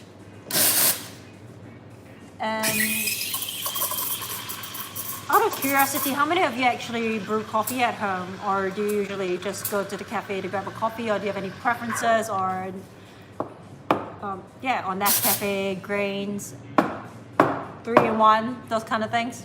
All right. There you go. Okay. Okay, so how you hold it? How you hold it? You want to hold it like a pen, like that. Okay. No, like that, like a pen. So put it down. 1 second. You see this? This is how I'm holding it. Okay. Just like that. I'm Yeah, supposed like to a hold pen. it like a pen, apparently. Exactly, because you're used to using a Yeah. pen, right? So you can draw with it, right? Okay. All right. So now dump out some milk to get it I'm below going to this toss top. some milk out. I don't know if he wants to hold the camera, so... All right. So 1 sec. Okay. Okay, so I've dumped some milk, and that looks delicious. A and bit it's... less. It's a bit more. Yep. Dump a bit more. A bit more. A bit more. Cool. Put it straight. Put it straight. Yeah, you're good. You're good. Okay, we're good. All right, so we've We're got good, that there. Let me see. Let me just rotate the camera. Cool. Sweet. Okay. Alrighty. So when you pour, right, a few things you need to note, right? Usually, rule of thumb, the handle, is 90 degrees from that handle. Like that. Okay, Okay, that's how you hold it. 90 degrees. Yes, 90 degrees. That's it. Facing you. Okay. Right? You want to polish the milk first, so polish it. So you want to spin it around until it's smooth and flowy. It's good. Whoop. Tap it a bit lighter. Yep. Okay, and then you want to tilt this cup almost to there. All right, so when it's almost going to drop out, if you feel like That's the it, that's it. amount of coffee in there, sorry, it's going to move a bit. So, Yeah. all right, and Okay, then? and then you start pouring in a circular motion. Yep. That's it. Stop. Stop. Or keep it tilted, and then go closer and pour. Yep. I am not sure what I'm pouring, but There we go. That's the dot. There we go. I've got spilled coffee in It's the fine. It's fine. So you get to learn. There we go. She successfully poured a dot, which actually takes a while. You know, some people take a lot longer to pour the dot because they don't know, because no one teaches them about like how much milk is in the jug. When you have too much milk in the jug, no matter how well you can pour, you'll never be able to get that dot out. Okay. Your jug needs to get to a steep enough angle for the dot to actually appear. Yeah. And that's a little thing that not many people tell you. And what I noticed is that the froth floats on top. So when you're pouring at the start, you don't actually get any of, at least for me, I felt like, because maybe lack of skill and everything, I don't get that white froth that appears. So it's only towards the bottom that... So actually, right, close. When you mix it like this, right, you're actually incorporating the micro bubbles into the milk itself. And it's not super buoyant because it's so small.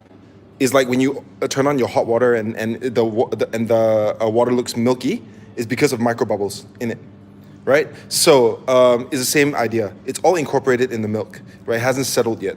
When you pour from a high enough distance, wait, let me just turn that. All right, you hold this. Okay, I'll hold it. So when you pour from a high enough distance, right, it slips under the crema of the coffee, and then it floats back up. So what you see is actually the crema, and then the froth is incorporated into the crema. When your milk jug at the end, when you want to get that the white parts out, when you get close to the crema, it no longer slips under; it's on top of it. So it just flows out like water. Does that make sense? Yeah. So even if I held it up high and Yeah. I incorporated non-stop, none of the white parts will come out, but you'll still get froth in your milk. Right.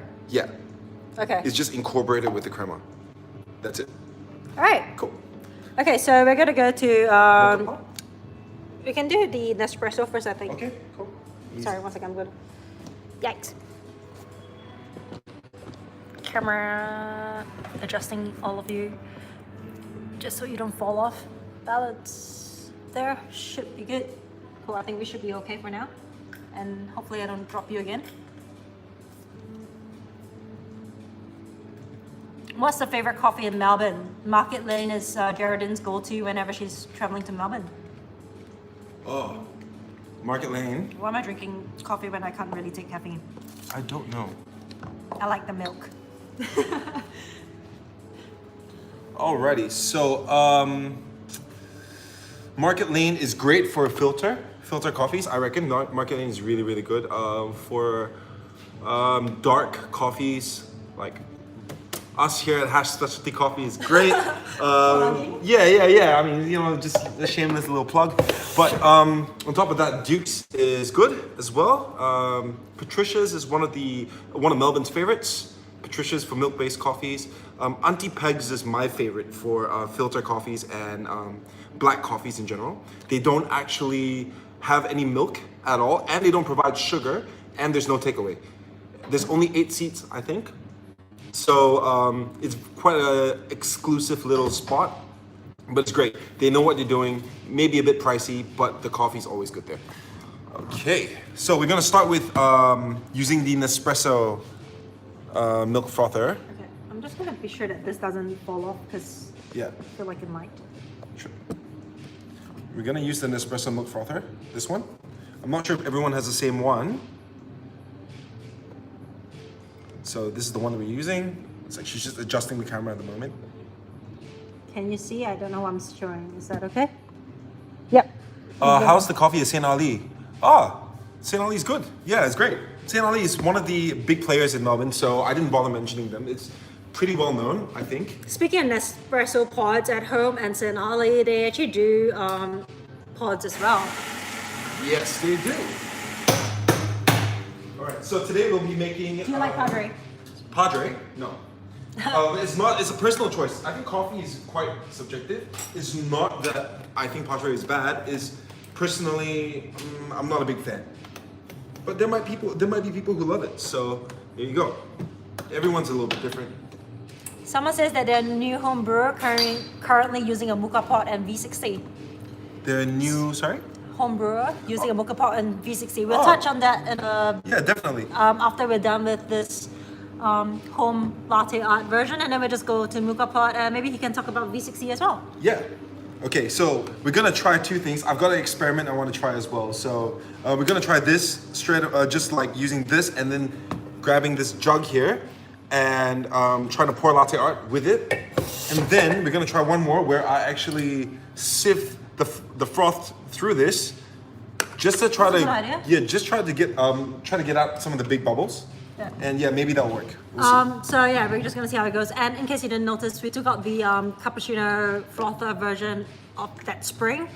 So it's just the latte one, so it's not too aerated. Okay, you guys can't see it, but I just poured the milk to be right above that little black knob that comes out from the bottom attachment thing. So I don't know if you can see it. Can you see it? Yeah, you can. There we go. So that little black thing is just peeking through. That's how much milk I put inside.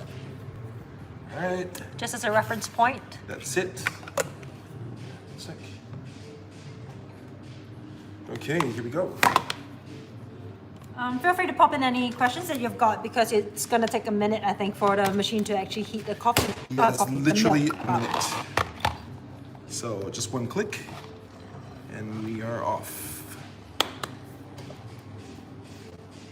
I didn't see your message about drawing the Hello Kitty from the dot.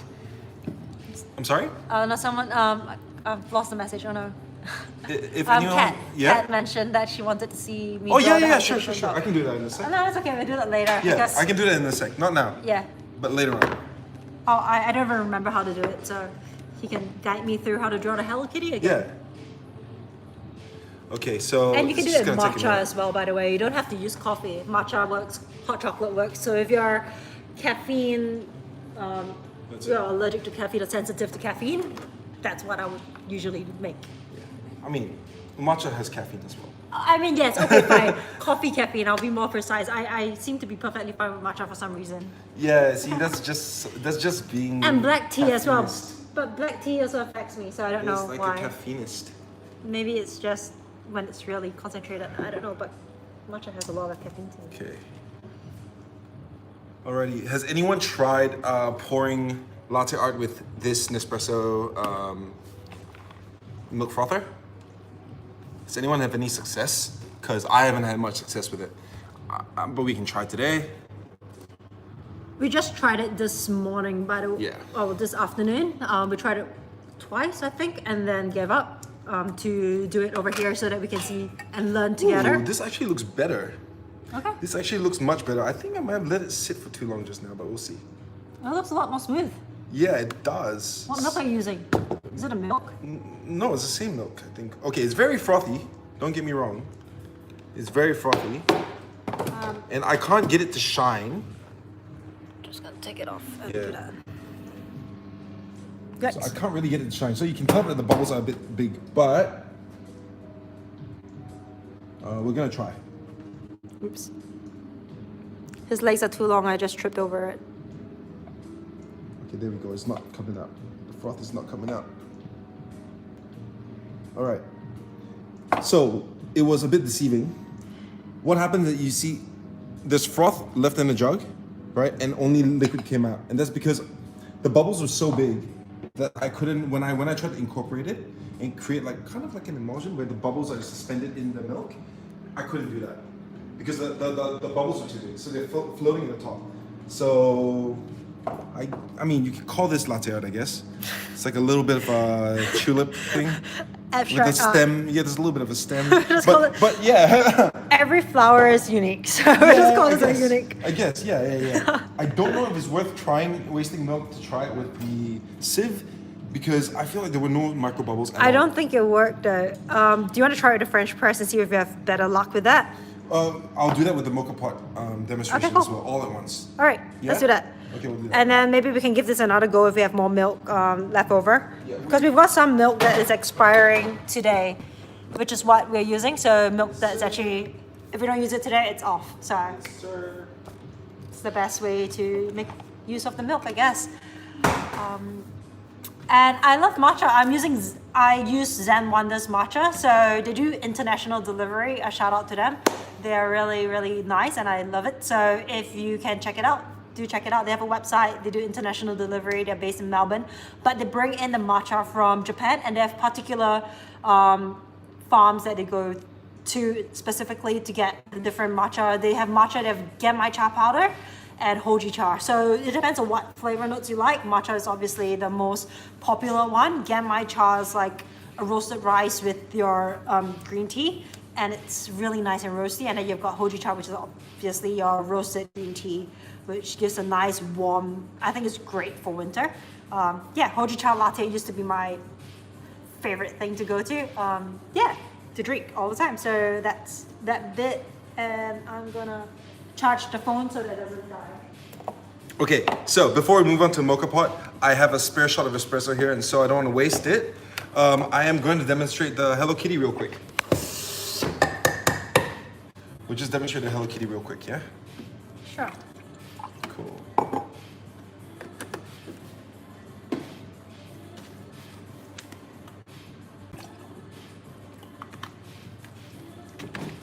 Okay.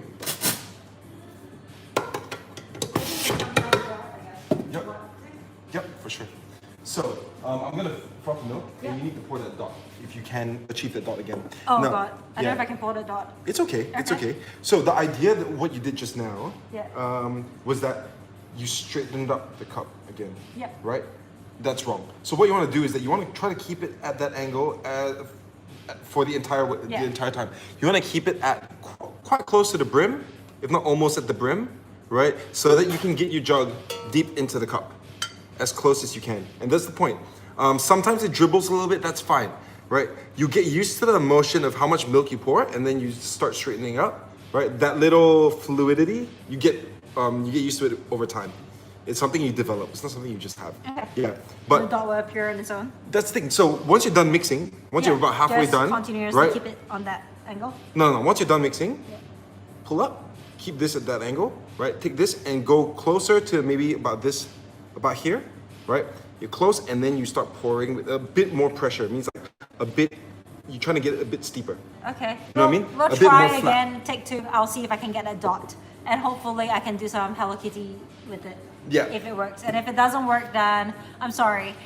I know when I'm training baristas, when I train some of my staff, Yeah.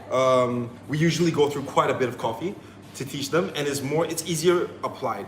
Okay. But then we've got That's hours. Whenever I'm training people, I've got hours. All right. So. Yeah, this is like a 5-minute crash course. So Yeah, so we're doing a really quick crash course for those at home. You can repeat it many, many times as you make your coffees every single day. Yeah, practice with your Nespresso machine. Actually, I don't know if you should be able to pour it at dot with an Nespresso machine, given the fact that it's I tried just now. well, you tried to do it. No, I tried to do it. Yeah, actually, this starts with a dot. The first dot didn't come out.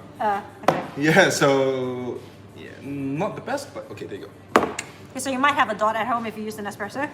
If not, you might not. So I'm just gonna try. I don't know if you want to take the camera and Okay, so here, Yep. 45 degrees. 45 degrees. Right. And I'm not sure if you're gonna go. Okay, yep, I'll grab the camera. Gonna swap it. There you go. Okay. I'm just gonna. Okay, so It's a cable. it's all good. It's all good. So keep that closer. Yep, there we go. And then you I'm start. gonna stand here. I think is a lot better. Okay, make sure you polish the milk again. So you don't want to let the milk settle too much because then it separates. There we go. Okay, go. Oops. I don't know what. It's all right. All right, go. Don't stop. This is not a dot anymore. It's like a weird thing. I'm sorry. I don't know what I've created. It's just a. Oh, that's mess. overexposed. Look, you got the dot out. You see that dot there? Yeah. That is actually good, right? Yeah, it's just gonna- The reason is off center is just because of the way you're holding the cup, which is fine. That outside area, Yeah. right, was because when you initially poured, 2 things. You didn't polish the milk enough, so it floated instead of plunging. Right. And then another thing is that you were too close. Okay. So the velocity of the thing plunging wasn't enough for it to go under the crema. It was still floating on top of the crema. Yeah. So that's what happened with yours. But I would say this is good for your second try. This is good. You got Alright. the dot out still, which is great. Yeah. You know? So ultimately, what it is that it takes a bit of skill, obviously, and practice. So we just practice at home, and you'll get there. I hope I'll get there one day. Okay. But yeah. Alrighty. So we didn't get to demonstrate the Hello Kitty for this one, Yeah. unfortunately. But at the end, I will steam Moka Pot, one. yeah. I'll steam one. I'll pour the dot, and then I'll teach her how to etch it. Yeah. There we go. We're gonna go to Moka Pot now. Sorry, a lot of back and forth swapping here and there. Took you 4 months to get a hard car. I mean, I feel happy for you actually, that's it. because You know, it's so hard. It's staying with it. That's the most important thing. Don't stop. Okay, want to set up? Thank you, Kat. Yeah, let's set up actually.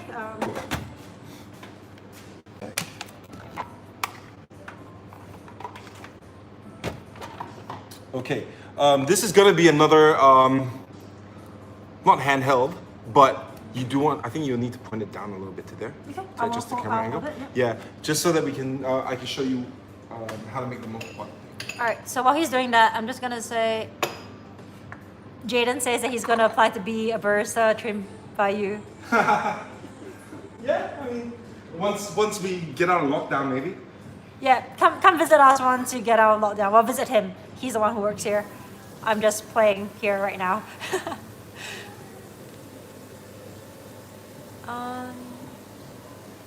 Cool. Do you have any other questions? In the meantime, baking questions, coffee questions, feel free to ask and we'll have a look at it and answer your questions. That's a really big Yeah, it's a jump. big jump. Don't worry about that. I'm gonna Don't worry about that. Okay, so we're gonna be changing the camera angle once again, just so that we can see the Moka Pot, and then I'm gonna show you a very generic way of making it. I actually learned this online myself, and I found it to be pretty good. I'm not sure. Am I allowed to mention other channels on this? Yeah, why not? Yeah, I use Chef Steps. So Chef Steps actually had one section on Moka Pot, and it's good. I made this little contraption here because the Moka Pot was a bit small. So we're gonna be sitting this Moka Pot on this wire mesh, and hopefully we don't have any accidents here. Cool. All right, let's start. I think it seems pretty stable. Yeah, it seems pretty, right? Alrighty, so we're gonna start, right? Fingers crossed. Yeah. 1 second. There it is. Okay, so Moka Pot comes with three distinct sections. You got the top here, you got the bottom, and you got the basket, right? You'll notice that over time, Moka Pot is going to tarnish. You can use it more and more. Try your best to keep it clean. I mean, as clean as you can, because there's sharp edges. Sometimes the coffee stains in the middle, and you can't actually get sponging. So, you know, unfortunately, you can't clean it super well. But yeah, if any of the old school coffee brewers tell you, don't clean it, the darker the better, right? Don't listen to them, because it's a very old way of thinking. But no, don't listen to them. You just get rusty tasting coffee. Okay, so today we're going to be using... Is that experience talking over there? Yes, it is. It is, 100%. So I like to get this little thing here at work to just balance this, because unfortunately there's a little spout there and you can't actually balance it. This way, it stands upright and you can get everything else ready. So this is a little tip for you. If you have a little cup even, like I don't know if you've got a little espresso cup, you can do that as well, and that works. Okay, cool. So we're going to be filling this with an espresso grind, so quite fine. If you if you buy beans and you want the people to grind it for you, just tell them you want an espresso grind, right? We're going to fill this with an espresso grind. We're going to tap it to compact it a bit, and then fill it a little bit more. So we're trying to get it quite full, as full as we can get it without spilling anything, right? Moka Pot is a little bit more rustic, so you don't actually have to weigh everything out. It's a little bit hard to weigh with this anyways. So at home, just don't bother weighing it. Well, you can weigh it. You just put it on a scale on top of a jar, and yeah, you can. It depends on how precise you want to be. Yeah, it depends on how precise you want to be. You know what I mean? So I filled it about maybe 2/3, and I'm just gonna tap it, just to compact the bottom layer, right? And then I'm gonna fill it again.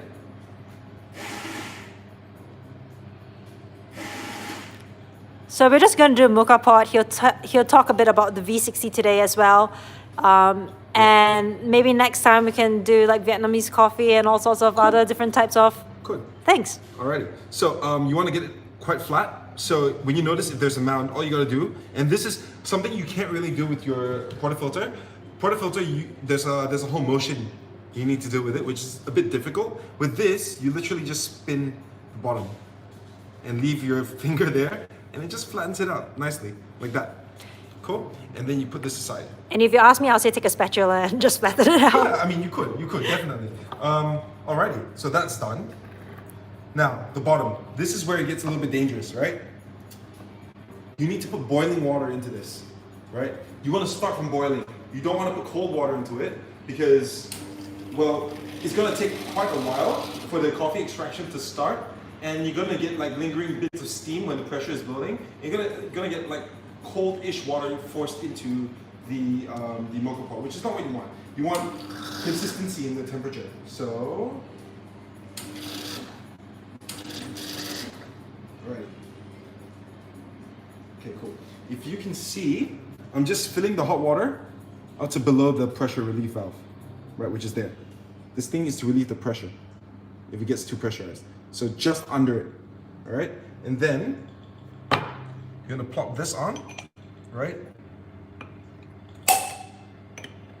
Close the pot. And then screw this on. Okay.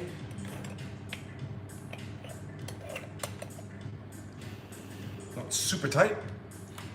Turn on your stove. And you start. So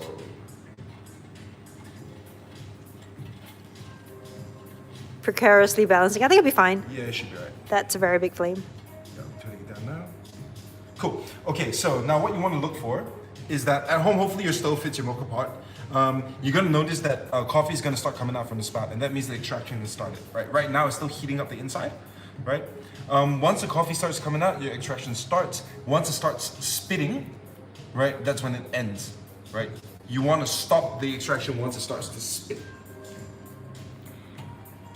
Any of you are interested in seeing the a bit more of the cafe and its environment, how it looks like? I mean, yeah, it's not exactly clean right now, just because we're in lockdown, so everything's in storage mode. But yeah, I mean, we can just give you a little walkthrough if you'd like. Vietnamese coffee. Yeah, I love Vietnamese coffee too. I think every other coffee is way too weak. Yeah. Vietnamese coffee is the way to go. 100%. I was thinking you could do the old school Singapore kopi O as well. Jaden says it's his future workplace. Sure. Well, once we're out of lockdown, you can hit up Nick, and he might be looking for new baristas as well. Yeah, maybe. Cool. It's gonna take a little while for the extraction to start. You don't want the flame to be too big. So if you've got a small, it's coming. There we go. It's coming out now.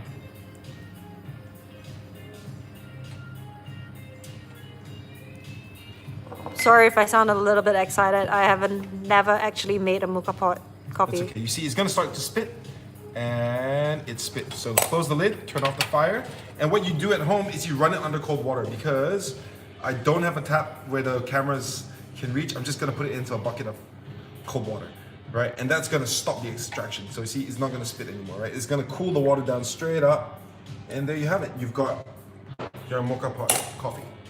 Cool. Right there. Second half, we're gonna froth some milk. Okay, we're gonna make some milk now. 1 sec.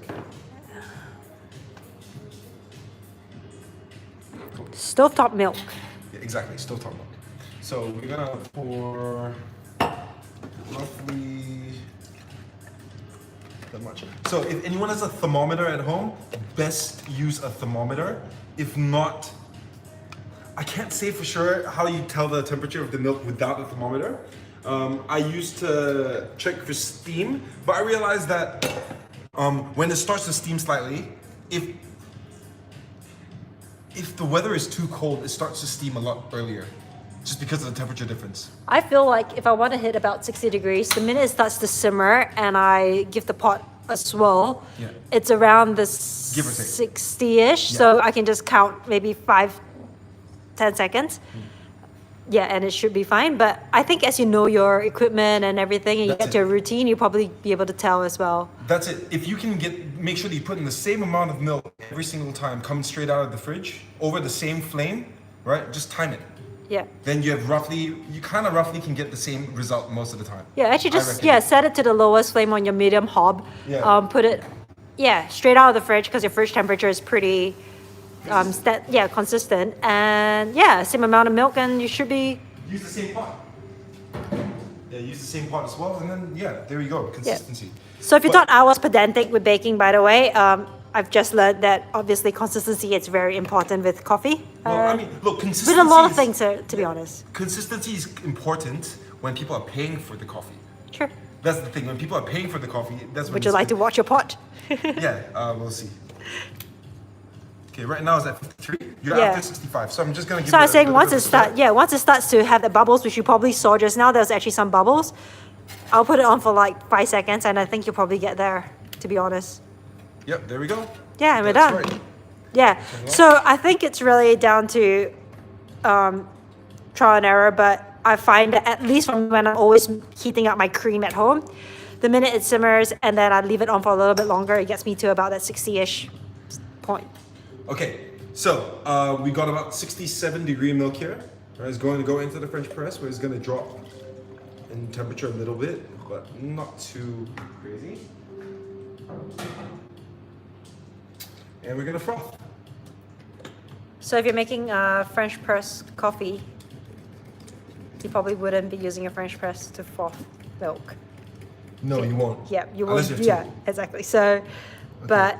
And how much froth? When do you know to start frothing? Well, look, it's not an exact science, but if you can tell, I poured the milk, the level is right here. Right now it's up to there. It's about nearly Almost double. Almost You want double. under, maybe about 70% more. Alrighty. And then, no, the thing is that the milk is going to collapse a bit when you pour it into the jug. Yeah. Right? Go. It's not the best texture, but we're going to pour it in and we're going to start polishing. So He just heated up the jug a bit. It's yeah. but the quality is much better than the Nespresso, right? You can see a bit of shine to it. I don't know if you guys can see it at home, but it's a little bit of a shine to it. Yeah. Right, definitely a little bit of a shine to it. Right, okay, cool. We'll dump out a little bit more milk to get to the right level, and then we're gonna start pouring. And you at home can see we can actually pour a nice, look at that, so nice and dark and rich. Okay, I'm gonna polish, polish, polish, and then we're gonna start to pour.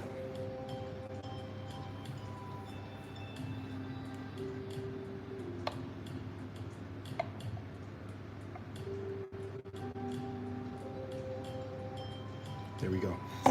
Okay. Much better than tea. Much better. I mean, it still wouldn't be the same in the espresso machine. If you notice, it didn't exactly flow out the same way. It's not as smooth, but it's still possible. So you can definitely pour latte art with the French press at home, if you've got access to it. Jordan says she wants a barista workshop when she's able to travel. Oh yeah, for sure. I've always wanted to set up one. That'd be fun. Yeah, definitely. All right. We could do like cakes and coffee. Yeah. Hopefully that answers the questions that people had with regards to Moka Pot making coffee at home. Yeah. So we've rattled on for quite a while. I'm sorry for those who tuned in and didn't expect it to go for that long. But hopefully this answers a lot of your questions. Yeah, for sure. And we have a lot of... Does the French press froth milk taste better than the Nespresso one? Oh, okay. So does it taste better? I would say it depends on the temperature. It depends on the temperature and everything. But texture, when you have milk that's frothed properly, it's super creamy. It's almost like eating warm whipped cream. It is like whipped cream. Yeah, it's like warm whipped cream, which is something. Yeah. More cake and whipped cream. Yeah. So that's what you're after. And thing about latte art, a lot of people when they drink their coffee, they want to preserve the latte art, so they just drink under the froth. If you do that, there's no point ordering a latte or a flat white. There's no real point to that, right? How I would recommend you drink your coffee when it's frothed like a latte like this, right? You go like, you take a big sip of the froth as well. ASMR moment. Yeah, you take a big sip of the froth as well, and then you get that very creamy mouthfeel. Yeah, you destroy the latte art, but take a photo before, and then you can have that, you can save that.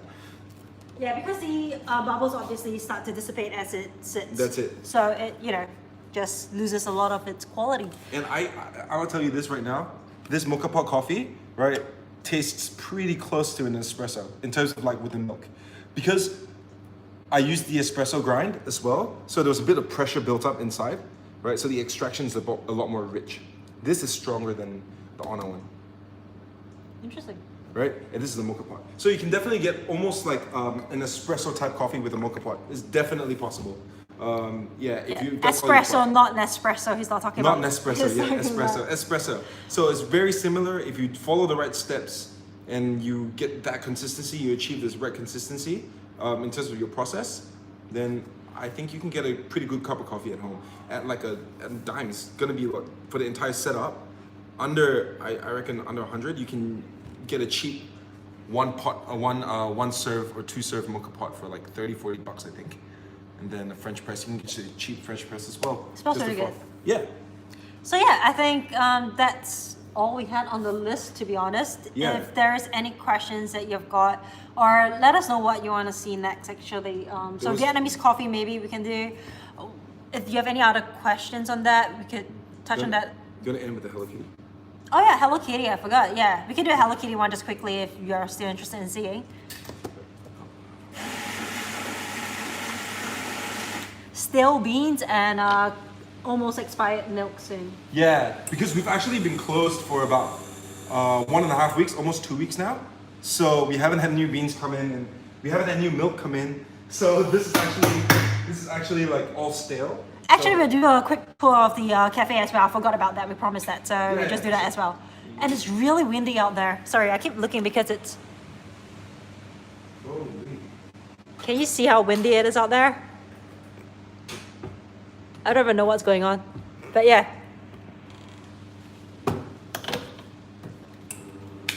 Okay. I will show you once, because we have 2 shots of espresso. Okay. I will show you once, I'll do one, and then you follow. Yeah, I'm probably not sleeping tonight as well. Oh, Don't have to drink the coffee. I know, I just keep sipping on the coffee, so.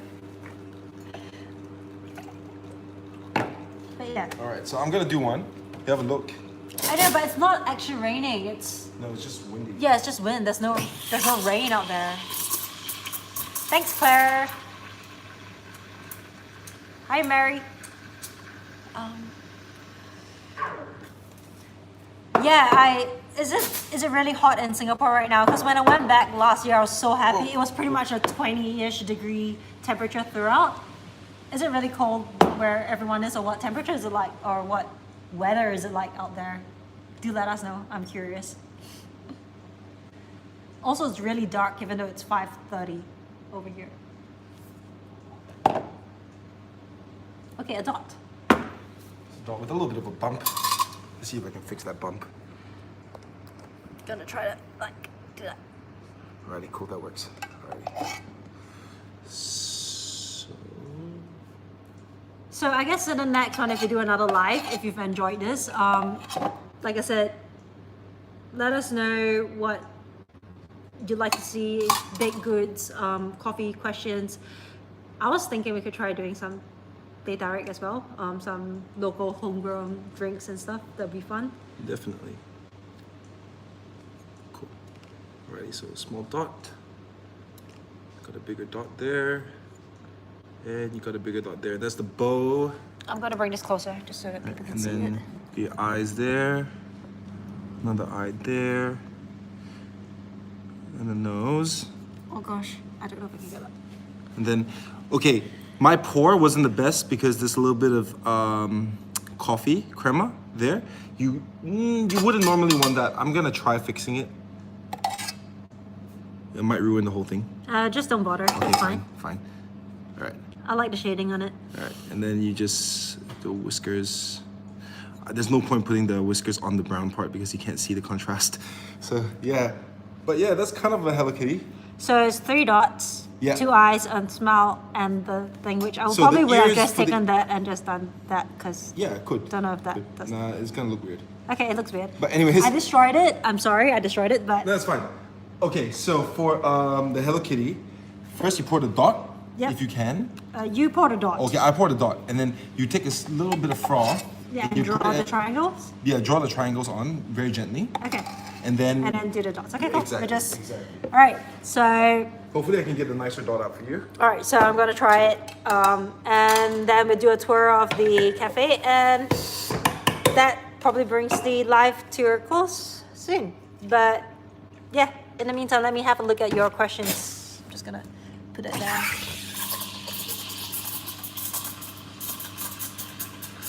Blue skies and sunshine, I love it. V60 next time. V60 next time? Sure. Thanks, Play Food, for following along.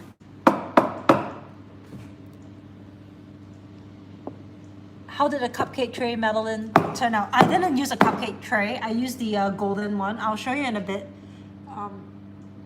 what it looks like. More latte art. Yeah, we'll do more latte next time when my brother's hands are not shaking so much. Too much coffee. Oh, that's a perfect dot. This that's a cute dot. There you go. A nice canvas for you. Nice canvas for me, provided I don't destroy it. So, how do I do this? Alrighty. We're gonna So draw first- a triangle apparently. So, am I taking? Just gonna draw. Yeah, and a bit of a steady hand. There we go. Yep, that works. That works. Okay, I'm just drawing 2 triangles. So, Yep, yep. Okay, now you take that and you start from the tip and you draw on the edge. drawing. You're after it quite a straight line. So I'm gonna take that. So you're smoothing it out. Yeah, you're smoothing it out. Just follow it. Perfect. cool. And then for the top, And then you wipe don't want it. I'm wiping it Yeah, so you're I wiping don't it. get it. Exactly. From this, you want to connect to that apex there. So you don't want So it. from this dot, I'm Yeah. just gonna smoothen it out there. Yeah, something like that's that. Yeah, perfect. And I'm gonna take the other side and do that too. Yeah. Kind So the idea is that you're not sweeping. You're actually dipping in Okay, oh. and you're dragging the milk. Okay. All right. So So, from- straight down. Yep. And then you drag the milk. My hands are shaking. It's But okay. yeah. It's okay. All right. We're just gonna. I'm gonna try to Yeah. smoothen that out a bit. Okay. Perfect. So that's that. That's nice. That's nice. All right. So then I'm gonna do. Do I just dip that? Small dot in the middle. And tiny And then dot. bigger, a bit bigger than that. Okay, Okay, cool. That's bigger. good. And then wipe Okay, Wipe. wipe. Always wipe between each. All right, grab a bit more and then do a Big dot on the sides. No. So how to make a big dot? You need to go deeper. Just go deeper. No, as in like when you're plunging it in. Okay. Deeper. Yeah. All right, that's interesting. Okay, I'll show you one. All right, for the second one. Do Watch this one. Watch this one. Because you're gonna make more Yeah. dots, right? So you take this, and then you go like that. Okay, cool. So I just gotta scoop it out, work fast. All right, so I'm just gonna take more and then do a bigger one there for Yep, that's nice. Hello Kitty's eyes.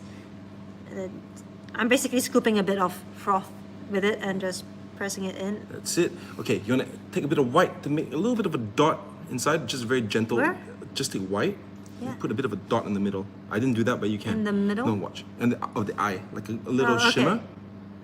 There Yeah. we go, like that. Yeah. All right, so I've done a shimmer in the eye, so I feel like I'm... Small dot, a little yeah, bit, I'm just a gonna bit. do a little bit. I feel like what Take I've from done there. is that I've... okay, I'm taking from here apparently, so... Okay. Yeah. Yeah. So I feel I'm doing art over here, which is You are. fun. And then the I'm nose? just, the nose is gonna be a tiny... Mine? That's a very big nose.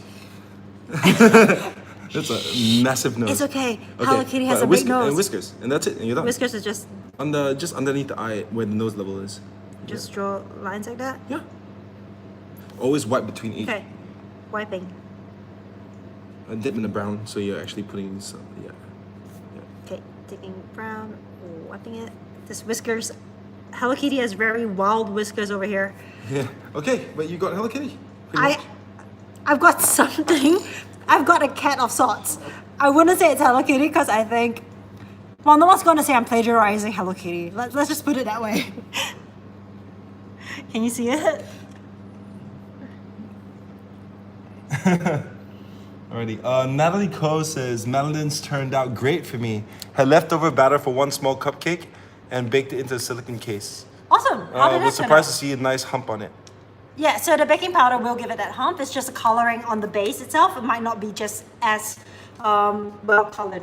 So I had that. Remember that one that was in the gold? Oh, thank you. Thanks, Claire. Yeah, so you remember that one that was in that gold tin? So it was 25 grams of batter, not 30 grams, and the buzzer ran off, ran back up and everything, so it overbaked by quite a bit. But it probably gives you an idea that it still has a hump. It's just really dark, obviously. Depending on the amount of batter you've got, how hot your oven is, like I said, the one over here is really hot and it just retains the heat really well, a little too well as compared to your home ovens. So yeah, so that's the Madeleine there. It's, like I mentioned, the color is very different from the original one. This is what you want. This is too dark. Let me turn on the lights. All right, so he's gonna turn on the light and we'll just do a walk around, yeah, the cafe. I'm glad you guys like the cat. I do like it too. I just don't know if Hello Kitty is what it would be, but I'll just call it a cat art. It'll be fine. We get Right, so if you have any, yeah, Jaden, we'll do a walkthrough, so yeah. He's turning it on. You have a look at what it looks like. Like he mentioned, it's a bit messy right now because everything's clothed up or packed up for the next 6 weeks. And yeah, let us know what sort of latte art you want to see. And my brother can do it next time. Right now, we've only just done a dot. And I know most of you probably wanted something more complex. But like I said, a dot is where you start with. So start with the basics, even after 2 tries, which is nothing, to be honest. I can't even get a dot. So was it 3? I don't remember how many times I've tried it already. But yeah, so I'll get him to do it. All right, swapping the camera around. Alrighty, so a little bit of a cafe tour. So let's show you. So unfortunately, it's super messy right now, but this is the street.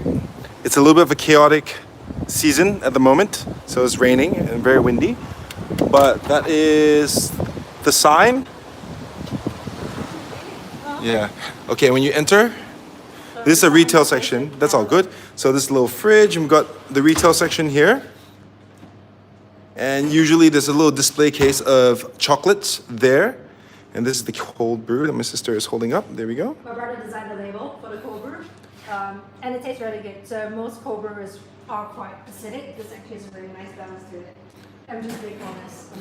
I'm not trying to plug anything. Okay, this is the machine that we're using. This is a Sanremo Cafe Racer right here.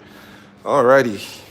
And these are the Madeleines. It's a little bit messy right now because, again, we're closed, and so everything is in storage mode. We got stacked up tables and stuff. But this here is a communal table right here. You go a bit slower so it doesn't like. For sure, for sure. So there's usually benches right there, and benches here as well. And the hash sign is probably what you've got as the There we go. signature one. So a lot of Instagrammers do sit down in front of the hash sign and take some photos of their food, the beautiful food. Alrighty. Okay, so these are little booths that we have. And we always have new artists coming in. We try our best to get artists of all different styles to come in to bless our walls. So each time you come in, it might be different. Yeah, it might be different, 100%. We rotate it roughly every 2 months or so. Yeah. So this one right here is a little bit more of a muted piece, but it's quite nice, I reckon. Okay. And upstairs. So as a customer... You never see the upstairs. No, you do. On weekends. We open upstairs on weekends. Right now it's pure storage. So I wouldn't say it's the best site. But usually there's a little bit of a bench here where there's many seats. And when you sit here, you can look at everything. There we go. You can see the entire operation. The mess that we've made. Exactly. You can see the mess that we've currently made. But you can see the baristas at work and all the staff working hard on the weekend. And yeah, pretty much. And that's our kitchen. We won't be showing our kitchen. We already showed that. Yeah.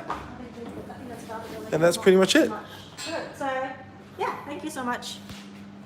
Thank you so much for watching the live. I'm going to check to see whether there's any comments before we end it. Yeah. What are the usual bestsellers, Nick? Oh, at Hash? Okay. Usual bestsellers. Wait. How about you balance this camera first? Because Sure. I see what's going on. All right, usual bestsellers. We're well known for our food, our brunch food. So like our French toasted croissant. It's just like a croissant that's been dipped in egg and then been seared like French toast and then with bacon inside. We've got that. We've also got a few other things. We've got a duffel, which is currently not on the menu just because things are a little bit slow with the whole COVID situation. But that was one of our signatures. We got like a slow cooked duck on a herb waffle, and then you could put some citrus hollandaise on that, a little bit of a salad inside, like a herb salad. It's really nice. And we've got a few other things as well. But I don't want this to be a whole sales pitch, so. Oh, well, like I said, the fairy floss with the hot chocolate is Yeah, that's our signature. We've been voted best hot chocolate in Melbourne for many years. I think like it's been what, 4 years running? 3-4 years running now. And yeah, it's 85% dark chocolate by Mork. And we pour it over fairy floss, and so that the floss. Fairy floss is made in-house. Yeah, we make the fairy floss as well. Yeah, so that's what that is for their signature stuff. For people who don't know what fairy floss is, it's cotton candy or candy floss. It's all the same thing. Yeah. Yeah. So and yeah. also so Hash is known for the coffee as well, obviously. Yeah. But yeah, which is why we're here doing coffee. And if I can convince him to bring us to the roasters, that'd be fun. I haven't been to the roasters yet. The roasters always come here. I haven't So actually if we been to can the roasters. convince somehow to get to the roasters, maybe we can do one with the roasters to see coffee beans. Alright. So thanks, Natalie. Yeah, I'm glad you enjoy the tips and tricks and the cafe. I do enjoy coming into the cafe. Like I said, I don't work here, but he does. So go him. Yeah. And how did we get started in the food and business? Food and drink business. Food and drink business. Oh my god, my and F&B. beverage, yeah. Yeah, food and beverage business. I just love food. We just love food, to be honest. Our family love food. My grandmother, my great-grandfather, great-grandfather, yeah. Granddad, yeah. No, not granddad, like great-grandfather, Great-grandfather. like owned a bakery in Singapore back then before they sold it, then a restaurant. And then on my dad's side, they used to import pepper as well and everything. So it's, Yeah. I guess everybody just loves food. And I think it's very common in Singapore where everybody seems to have that. And Asia in general, I I think around the world, to be honest, everywhere loves fruit. So I think that's where our passion for fruit came from, and we just It helps went from connect there. people. Yeah, I think 100%. instead of saying how are you, I tend to say I have eaten.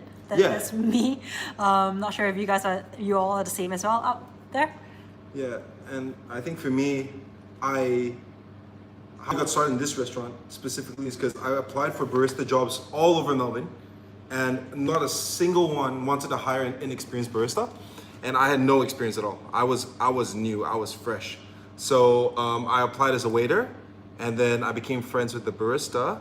His name was Ben. His name is Ben. Yeah, and he and Stefano, he's from Italy, and both of them were the baristas here at that time. And they taught me how to make coffee after hours, and I really, really appreciated that. And then when the time came and they needed a barista, I stepped up and I was just like, hey, I know how to make coffee now.